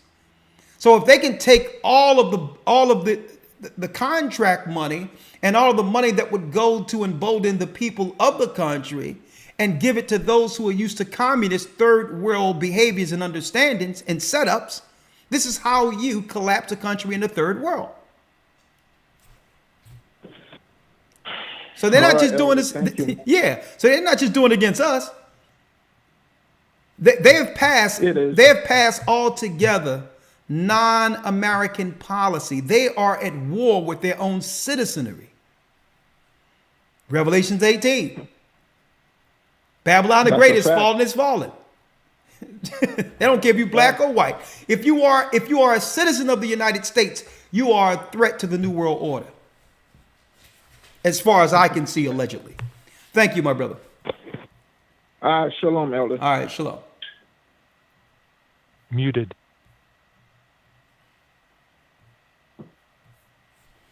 Hold on. Unmuted. Okay, Tyler has a question. Tyler? Shalom, Elder. How are you doing? I am blessed by the Almighty. Yourself? Yeah, there's actually something I got to say in reference to pretty much a whole lot of people that's been calling in regard to Ishmael. But the question I had, it's just a small question. I know all the other names, and this is totally unrelated. I kind of don't even want to ask right now, but I know all the other names for God and Christ or another God or Satan or something. But what is the ABBA?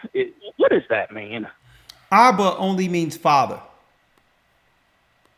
Okay, so that's not a satanic word or anything like that Nah, to call on that name or anything? Nah. You don't call on it. It just only means father.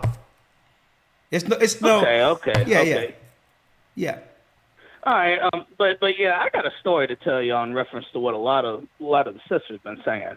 Back in 2012, there was a Middle Eastern store that me and my woman would go to. Actually, she would go in. And the guy would always flirt with her. You know, it was nothing too bad, and he would always give her discounts. At this time, she would literally go in, buy 2 of those Cokes made in Mexico that we both like. She'd buy 2 packs of cigarettes, 1 Marlboro Red for me, 1 Marlboro Menthol for her. And he told her, or she told him that, she had a boyfriend, all that. He didn't care. He just flirt, tell her how pretty she was because she was a classic pretty, like, Dorothy Dandridge or, Etta James or something like that, and everything was fine until I came into the store. And it's like when he saw me, everything changed. And it's just crazy, and then, he wouldn't give her the discount. He wouldn't give her the discounts anymore. He wouldn't talk friendly anymore. And she just had to ask, she was like, you knew I had a boyfriend, but what's the problem? And she was like, you're sleeping with the devil. That's what she 'cause said? I guess I'm white or whatever. That's what he said to her. He said to her while you were there? Well, not while I was there. This was the time she came, because she came in a few more times, because I would always stand outside and talk to a friend that would hang out in front of that store and do what he did. It's a friend from school that I've known like 20 years. But anyway, she come in and she was a straightforward person. She's just like, okay, you was all friendly with me. You knew I had a boyfriend. I'm buying menthol cigarettes for me, Reds for him. A Coke for me, a Coke for him. But when you see that he's white now, whatever, and she's just like, you're sleeping with the devil. And see, all this time, we would believe that they just didn't like us. But after hearing this broadcast, it just makes me think, especially what you were saying, it's like he saw that I was white and he knew he couldn't have her. Whereas if I was a black man or whatever, he figured he had a chance. And that's messed up to say, but I honestly think that's what his train of thought was. Like, seriously. You know. But yeah, he saw me. There was no more discount because it used to be she only paid for one pack of cigarettes. She only paid for one Coke. And we went there every day because we both smoked a pack a day and we both drank one of them Cokes out the glass every day. And Okay, yeah, she hopefully had to pay for everything after that. hopefully you've pivoted off of those smokes, ain't you? I ain't even had a dream about a cigarette since I talked to you last. I don't know if you prayed for me, but them dreams have stopped. It's been like 3 months. I haven't had one. Praise the Most High. But yeah, if you did pray for me, thank you very much. Because I just know they stopped after I called you that night. But what I was originally going to bring up was how you talked about how Cardi B was talking to Joe Biden, and it made me think of 1991 when George Bush Sr. invited NWA to the White House. You remember that? Yeah. Right around the time that allegedly it was time to turn everything into gangster. And I was a little kid, but I was listening to that stuff. But when it comes to your Cardi B's and your Nicki Minaj's and your Ice Spice, they're modern day female versions of DJ Quick, Too Short, Eazy. Think about it. Hey, the nasty, the raunchy, Check it out. I need brothers and sisters to understand the game real quick. I'm gonna place you on the call. Great points. And listen, stay hold because I need you to hear this, right? I need y'all to hear the game real quick. While they were doing the war on America's enemies over there, choice countries like Libya and Iraq and others, let me show you what they was cooking in the White House for American Arabs over here. The White House, okay? There it is, during the time of George Bush. The United States is a nation dedicated to religious tolerance and freedom. And President Bush has acted to ensure that the world's Muslims know that America appreciates and celebrates the traditions of Islam. Here in the United States, our Muslim citizens are making many contributions in business, science, and in law, medicine, and education, and other fields. And Muslim members of the armed forces of my administration are serving their fellow Americans with distinction, upholding our nation's ideals of liberty and peace, justice and peace. Right? Remarks by President on El Al-Fredda, the Islamic Center of Washington, D.C., right? And all this was during the administration, the people that was on his administration at the same time, they had Jack Bauer, 24, going after Arabs on Fox television. They have us believing that there's an issue between them and Arabs. When here it is, they're going over, they're aligning them in their cabinets and all that during the Bush days. And on top of that, giving them minority contracts to have business in our inner cities where our children are being raised. The same time they claim they're at war with the Middle East. I need y'all to check this out, folks. Same time.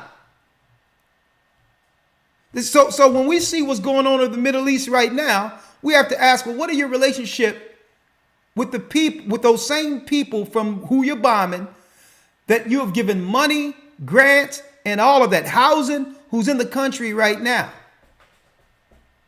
who are about to wage war on the children of Israel, the lost sheep of Israel in our inner cities. Y'all better wake up. They playing this game out there to make you believe Esau and Ishmael, the Arabs and all this are against each other, when really we're the target. We've always been the target. Wake up.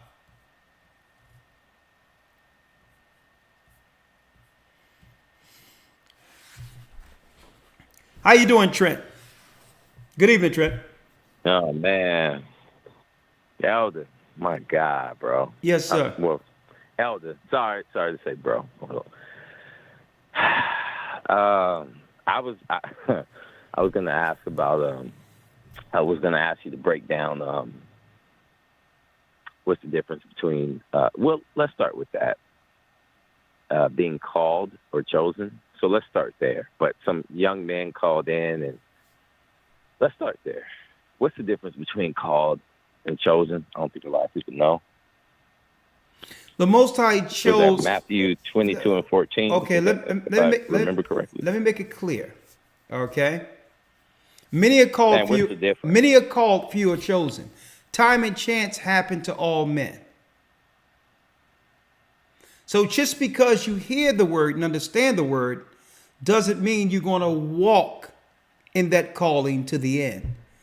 So the whole world is going to know the truth before it's over. Many is called, but few, and the chosen is a choice we make to follow the Most High. You understand?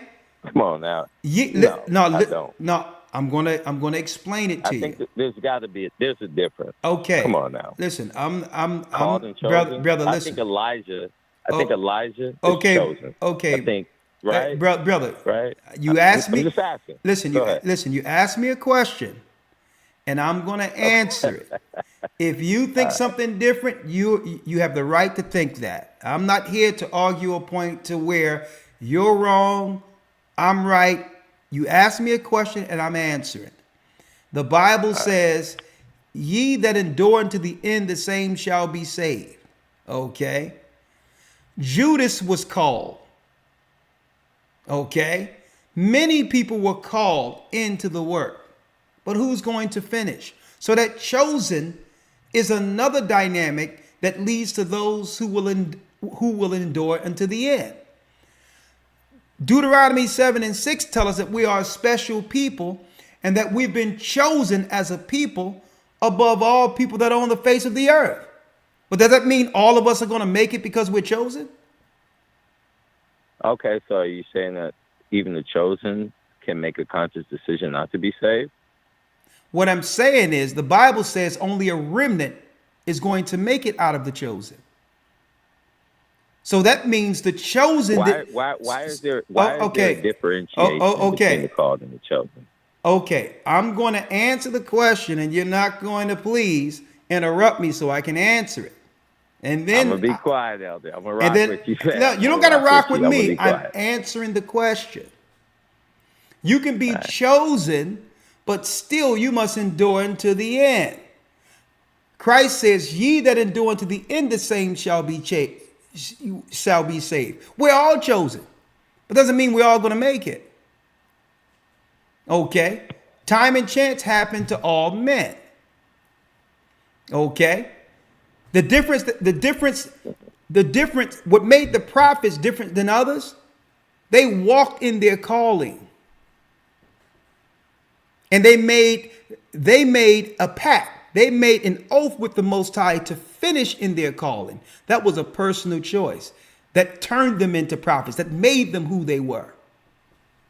So again, many are called, few are chosen. Okay? Ye that endure unto the end, the same shall be saved. All right? All right, so I'll get on to the next joint just because the next brethren what? called in a few women. You get on to the next what? The next topic.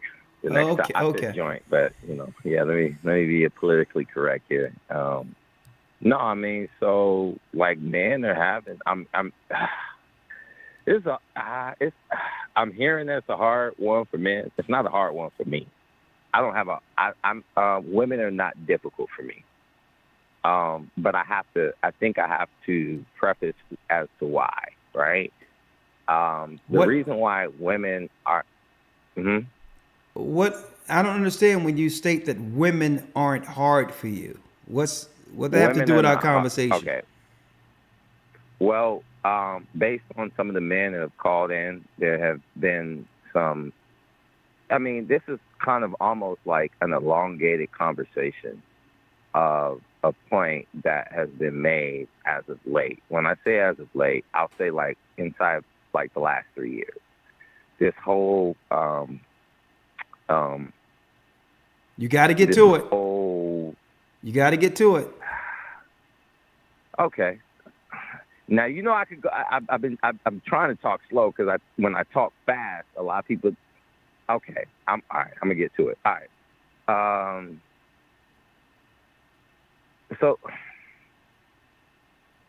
I want to say it slow enough so people can understand it because I can talk too fast where people don't understand it, and I can use No, words that you're people don't talking quite to me. Let's understand. do it because I got it. I got calls.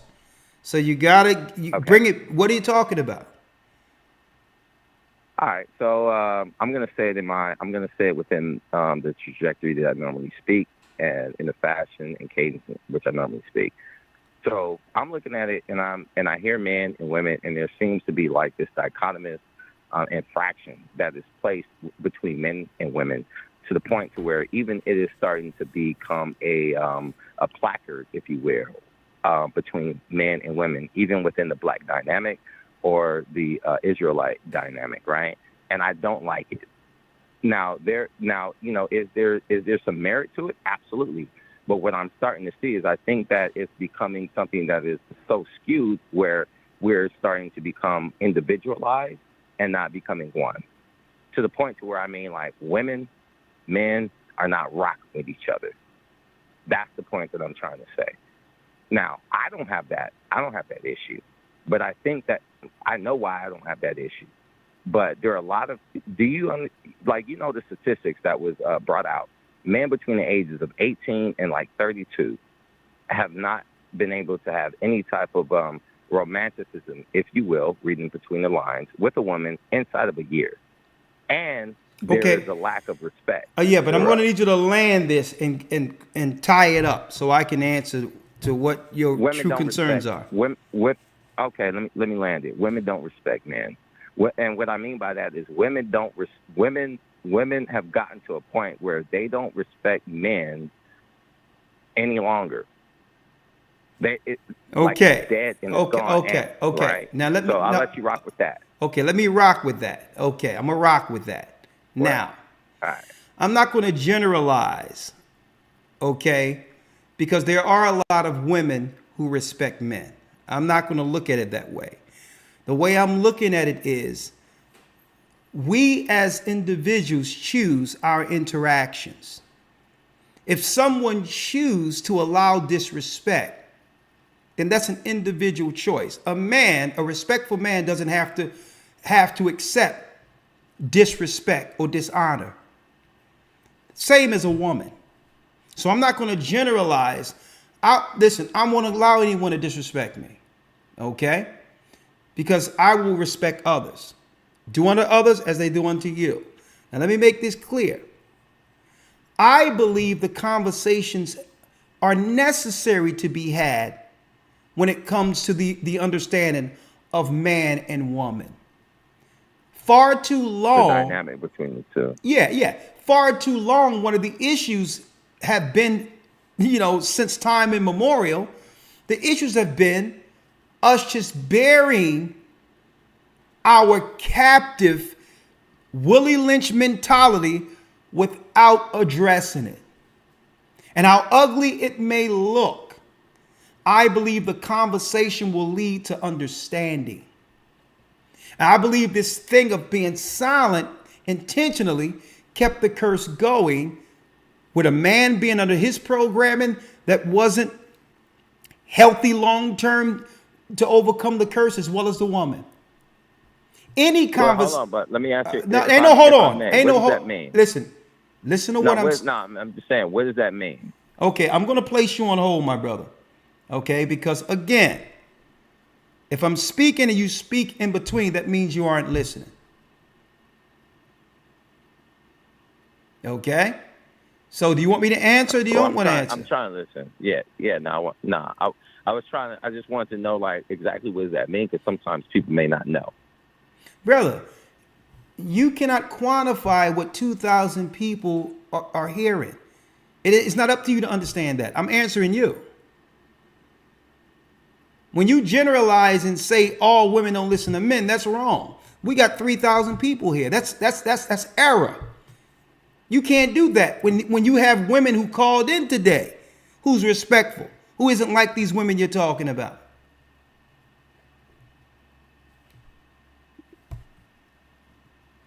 Get to the next call. Have a good night, my brother. Cecil has a question. Shalom. Shalom. Yeah, shalom, Elder Ricard. How are you? I'm doing well. Yourself? Well, I'm doing good. Elder Ricard, we spoke about maybe a little less than a year ago. And, I'm the brother from Detroit, Michigan, that was telling you how I was, introduced to the faith through a good friend of mine named Elder Greg Cooper. And I know you talked to so many people. You probably, I'm sure Yeah, you probably remember you. No, I remember, brother. And, yeah. Yeah. And so the reason why I'm calling Elder Christ is because I know you're going in overtime, and I just had a quick question. My daughter and my son-in-law were in the last academy. Yeah. And they enjoyed it immensely. And Praise the they Most are High. in, and this is what I had inquired about this with you the last time we talked. Again, I know that this is nothing personal at all. I know you're a very busy man and everything. So they are looking for a church in the Texas area. They're in Fort Worth, Okay. Texas. They are really looking to, land themselves in a church, something that's in of course, that's in close proximity, to where they're at. Okay, yeah, So we this have is my- we have a church near there. Hold on. And you say your daughters is looking to congregate in Fort Worth, Texas, right? Right. They stay in Fort Worth, Texas. Yes. Yes, and they're looking for a church nearby. Now, of course, me, I just recently started back going to your church, that Elder Dale, where he's an elder at in Harper Good. Woods, Michigan. Praise the Most High. But yeah. Thank you, sir. So they're desperately, like you say, my daughter. Since I have been, sharing the word with them and sharing GOCC, and of course with countless other people, they were like, Dad, we need to, we need to land ourselves in a church. So Okay, and, praise the so Most this is High. my purpose. Hey, brother, it's no better time than now. I just text your number to Elder Ramar. He'll be sure to give you a call. Okay. Okay. I appreciate. Is it? I know you're probably not able to say it over the air, like what area code to be looking for when he does text me. It will be a Dallas area code. It's gonna be from Dallas. A Dallas area code. Yep. Okay. Okay. Oh, okay. And All I right. appreciate that. And again, I really appreciate all that you and Elder Loy and all the other elders and the church family are doing. You've really been, it's really been a real blessing. Thank you. I appreciate it. Bless you. All right. All right, sir. Shalom. Another thing I wanted to thank you, brother. I'm going to make sure that your daughters get in and be baptized and be guided. Another thing I wanted to talk about real quick. There's some people running around with some weird doctrine, Bantu Africa doctrine, claiming that Israel is in Africa and all these others. And y'all just got to be careful with that, because what they're trying to do is they're trying to throw negative against anything that they can have when it comes to this church, instead of just going out and doing what they got to do, right? And just teach what they think Christ should be teaching. If you believe that Israel is in Africa and that this church isn't correct, just Godspeed. We wish you the best. Just go ahead about your business. You don't have to say anything. Do your work. Y'all have to be careful. There's many people out there who just are gathering because they have negative spirits and they just want to join with a group of malcontents to try to attack.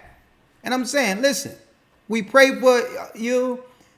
We don't believe that Israel is in Africa.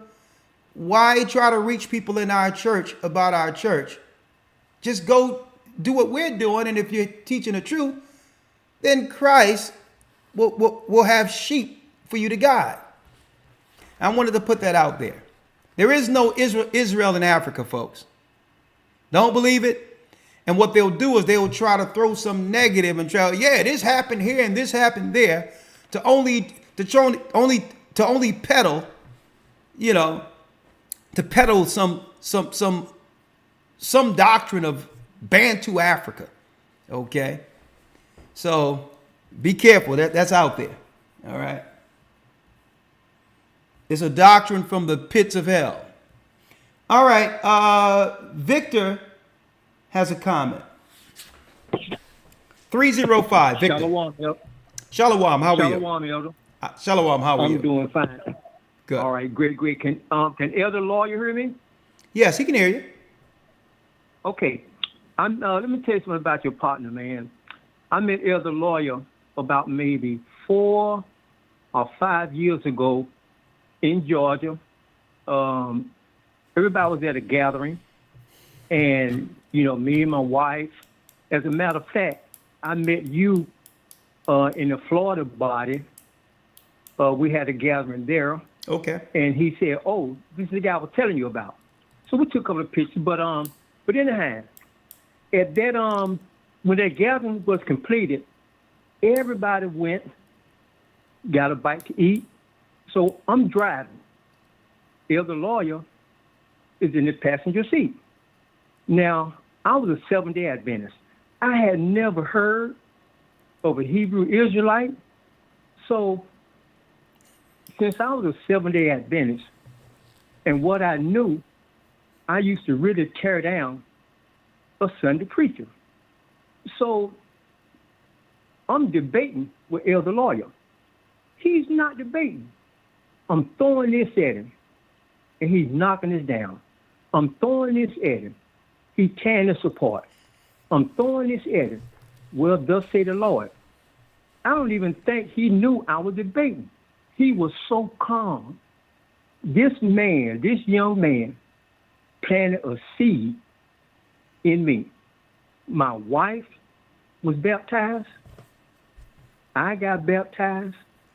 That seed that Elder Lawyer planted created my son, Hebrew Harris. I have a daughter in the Texas body done got baptized. Look at I that. have a grandson that's about 8 years old. He loved the Most High. He loved reading the Bible. I mean, he have all kind of books, book about Moses, book about the 3 Hebrew boys, books about Daniel, and they all have our color of skin. He loved the Most High. So Elder Lawyer planted a seed that took care of 3 generations. Look at that. And I thank the Most High that he touched you and you touched Elder Lawyer, and Elder Lawyer was able to do a goodwill in my generation and 2 others behind me. Look at that. So I really, look, man, I think the Lord. Now, Elder Lawyer, you know who I am, right? You there, Elder Lawyer? Elder Lawyer. Oh, let me see if he's there. Okay. Hold on. I know he's there. I see him there. It's show him there. Elder Lawyer, can you unmute? Sometimes a lawyer be. We probably passed. Okay. We probably passed lawyer's bedtime right now. Well, you relate that to him, Elder. Let me see if I can. Let me get him here. One moment.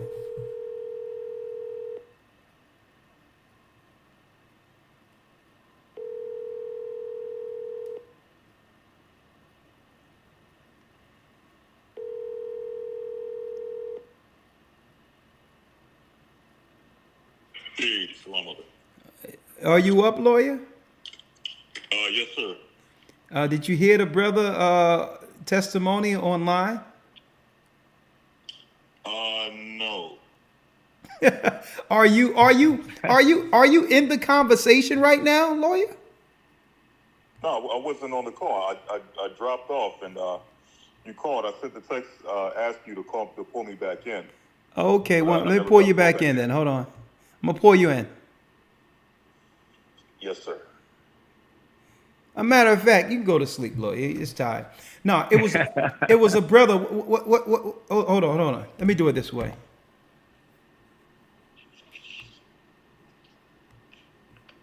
You know, I can go forever.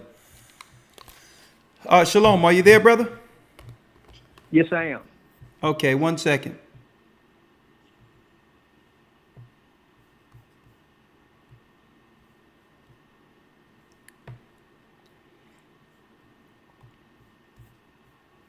Because I want to know if lawyer, if you remember this yourself.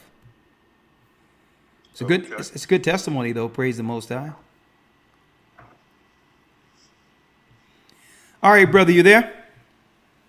Yes, I am. All right, go ahead. Okay, lawyer's on the phone. Lawyer's on the phone. Go ahead. Okay, you remember I met you about 5 years ago in Georgia at a function. You know, me and my wife, some other people, we was all there, and once it got over, everyone went out to get a bite to eat. And I was driving, and you was in the passenger seat. And I started asking you all these questions about the Bible because I had never heard of a Hebrew Israelite. And I mean, we was talking everything I was throwing at you. I mean, you was knocking it down because I was a Seventh-day Adventist. So when I go up against Sunday preachers, I just tear them apart with what I thought I knew. But when I got beside you, I'm debating, and you're not. You just so calm and so easy, and man, I'm throwing everything at you, and you just knocking it down. I throw the kitchen sink, and you were so humble, brother. So you planted a seed in me, and that seed, man, look here, my wife was baptized. Look at that. I got baptized. That seed created my son, Hebrew Harris. That seed got my daughter, she's in the Texas body. She got baptized. Man, I have a grandson. He's 8 years old. He loved the Most High. I mean, love reading the Bible, love praying. I mean, man, you had an effect on 3 generations just by you planting that little seed. And brother, and a matter of fact, you and Elder Carr came to the Florida body about 3 years ago, and you introduced me. You said, "Oh, Elder, this is the guy I was telling you about. Do you know who I am?" You remember Elder Lawyer? What's your name, if you don't mind me asking, brother? Victor Harris. I don't want to say what the function. I don't want to put it out. You know. Hold on, lawyer. He said that his name is Victor, and I guess he was in the car with you in Florida, and he was throwing some things at you, just natural conversation, but you didn't even know that you were in a debate. You were just answering questions. Right. You remember it? I'm trying to. I'm trying to remember in Georgia. Okay. I just matter of fact, I had a chance to shake your hand in Orlando at the gathering last year. I was able to get to you and say, "Oh, how you doing, Elder?" He said, "Oh yeah, how you doing, brother?" I don't really want to come out and say what it was on the air, you know. Well, but, you know what, lawyer, you'll probably know him if you see him, though. It'll probably just all come to you. Definitely. I'm familiar with Hebrew Harris. I'm familiar. You say you're his father. Yes, I am. And let me tell you something. All right. Did you? Hold on. Sorry. Go ahead. Go ahead, lawyer. Go ahead, lawyer. Ask him the question. Yes, I'm trying to remember. Was there like a function, like a wedding that you and your wife had? Yes. Okay, I remember you, brother. How you doing? Oh, doing great. Okay. And let me tell you something. When my son got baptized in the Florida body, and when they took him under that water and brought him up, I said, "No, he needs to go down 5 times." And everybody just bust out at it. They said, "No, Mr. Harris, don't take one." I said, "Are you sure?" They said, "We sure that's all it's going to take for Hebrew Harris, just one baptism." And right now, he's a changed man. Look at that. He's my son. He looked the same, His voice is the same, but his talk is different. His walk is different. And I am amazed at what the Most High have done in that boy's life. Look I at am that. amazed. Just by that seed that you planted. And you didn't even know it. Man, I was debating. I was trying to tear you apart. But young man, I couldn't do nothing with you, man. Because you came straight out the word. Man, all praise to the Father, sir. Look at that. Thank you, Elder Lawyer. I just wanted you to hear that, and go ahead and get some rest, young man. Yes, sir. God bless Yes, you. sir. All right, shalom. Okay, shalom, Elder. You have a good night and be blessed, brother. Hold on. I'm going to go back. It's just a blessing to hear. And you know why it's a blessing to hear? And I'm smiling ear to ear. And the reason why is because, there's a constant reminder to all of us to why the Most High called us. Right? Are you there, my brother? There's a constant reminder to all of us. And it's a humble, it's a humble honor to hear how this ministry have affected so many people positively.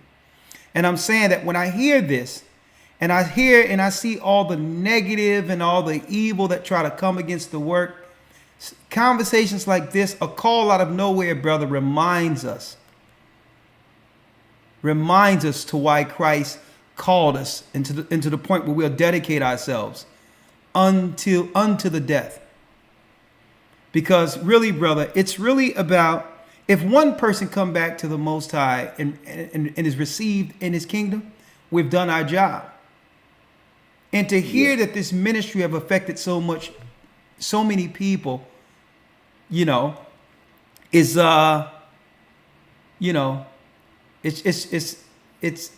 it's life changing, brother. Yes, I bless you, and I'm glad you called, because that call was needed. Because I'm gonna tell you, the Most High, it tell you, one man planteth, one man planteth, another man watereth, but it's the Most High who gives the increase. Brother, it was your works in Christ the whole time, even in the 7-day Adventists, that led you to that moment. Even Elder Lawyer, myself, we're just vessels, but it was Christ feeding your spirit, giving you exactly what you needed at that moment. And that's all we are, brother. We're the body. You're the body. Yes. And yes. Hey, as long as you're at 3 generations, ain't that something? Thank you, my brother. Bless you. All right, thank you. Be blessed. Be blessed. Bless. Hey, shalom. Endure unto the end.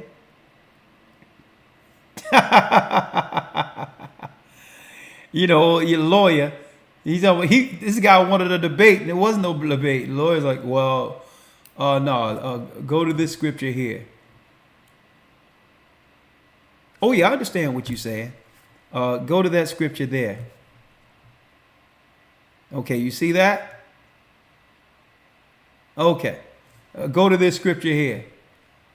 And the other brother was in a full-scale debate. Woo! Lord. If there's any such thing as a spiritual ninja, Elder Lawyer. Let's see. I mean, that thing should have been recorded. I would have loved to see that myself. 305 area code.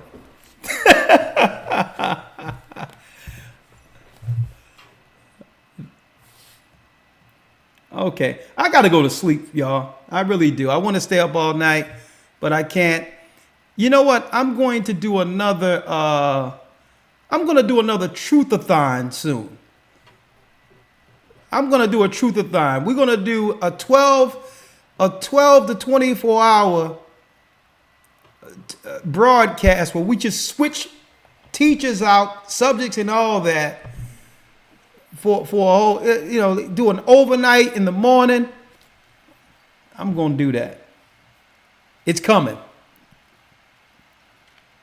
Another truth-a-thon.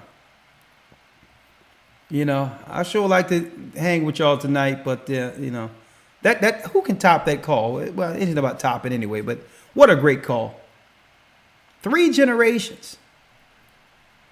And I want even others who may not fully receive what this ministry has become.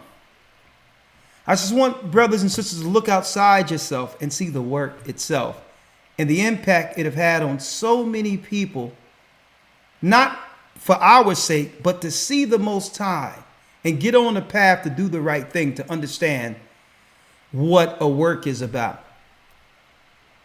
Because no work is perfect. Even during the time of Paul, he was saying, many will have gifts of prophecy, many will have this or that, heresy or all this other. But as long as Christ is taught is the key, which is the overall objective. And if it put people on the road to righteousness, is it not enough? Is it not enough? And you know what that comes through? People can say whatever they want to say about the disciples, all of them, and the work even to what we have today, a serious apostleship or whatever the case might be. But what makes it what it is what? The endurance, the consistency.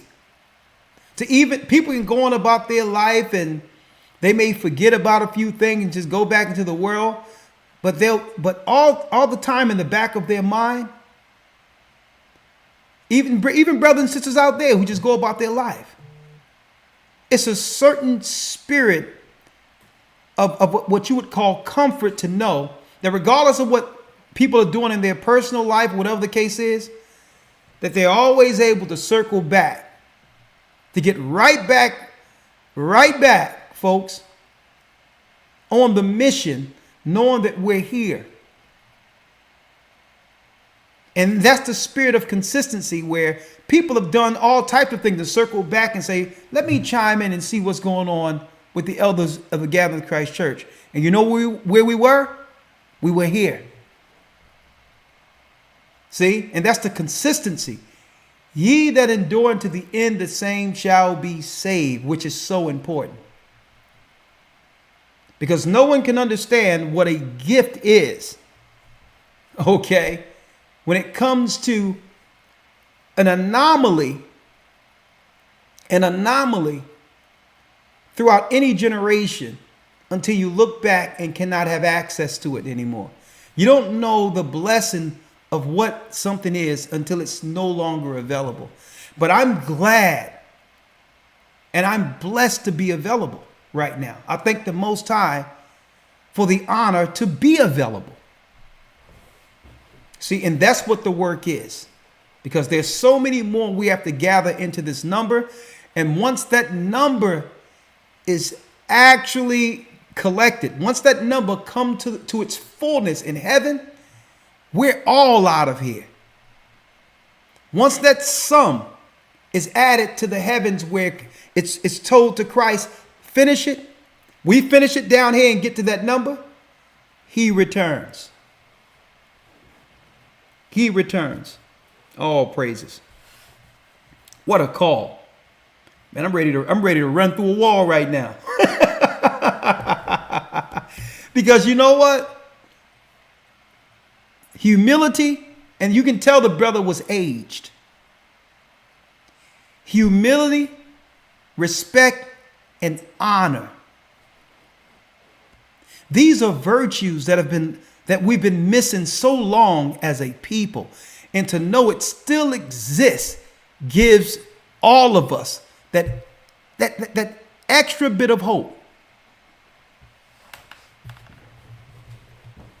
Give us that extra bit of hope. I need y'all to understand what I'm saying. An older man, humility, honor, respect shows us that all isn't lost.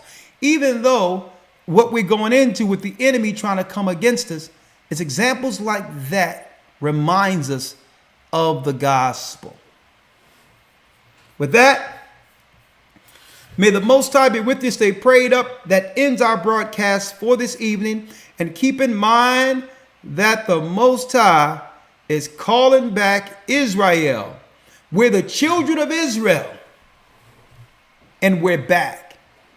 And I'm going to tell you, Christ will gather us through the war to end all wars. And at the end, we're standing up in what? Full white regalia, mitres on our heads, kingdom ready. Shalom.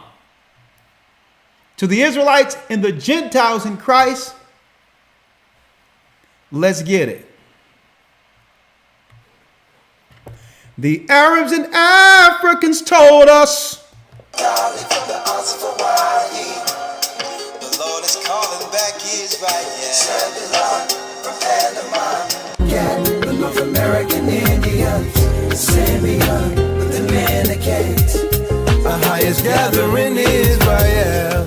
The Arabs and Africans told us at gunpoint to gather our wives and children and sold us. In the belly of these great ships we traveled in fear. By the rivers of Babylon we found our brothers here. A high gatherer. Thank you for using Columbia Radio. Reuben from Australia. Issachar, the Mexicans. A highest gathering Israel. Judah, the Negroes. Benjamin, the West Indians. Levi, the Haitians. A highest gathering Israel.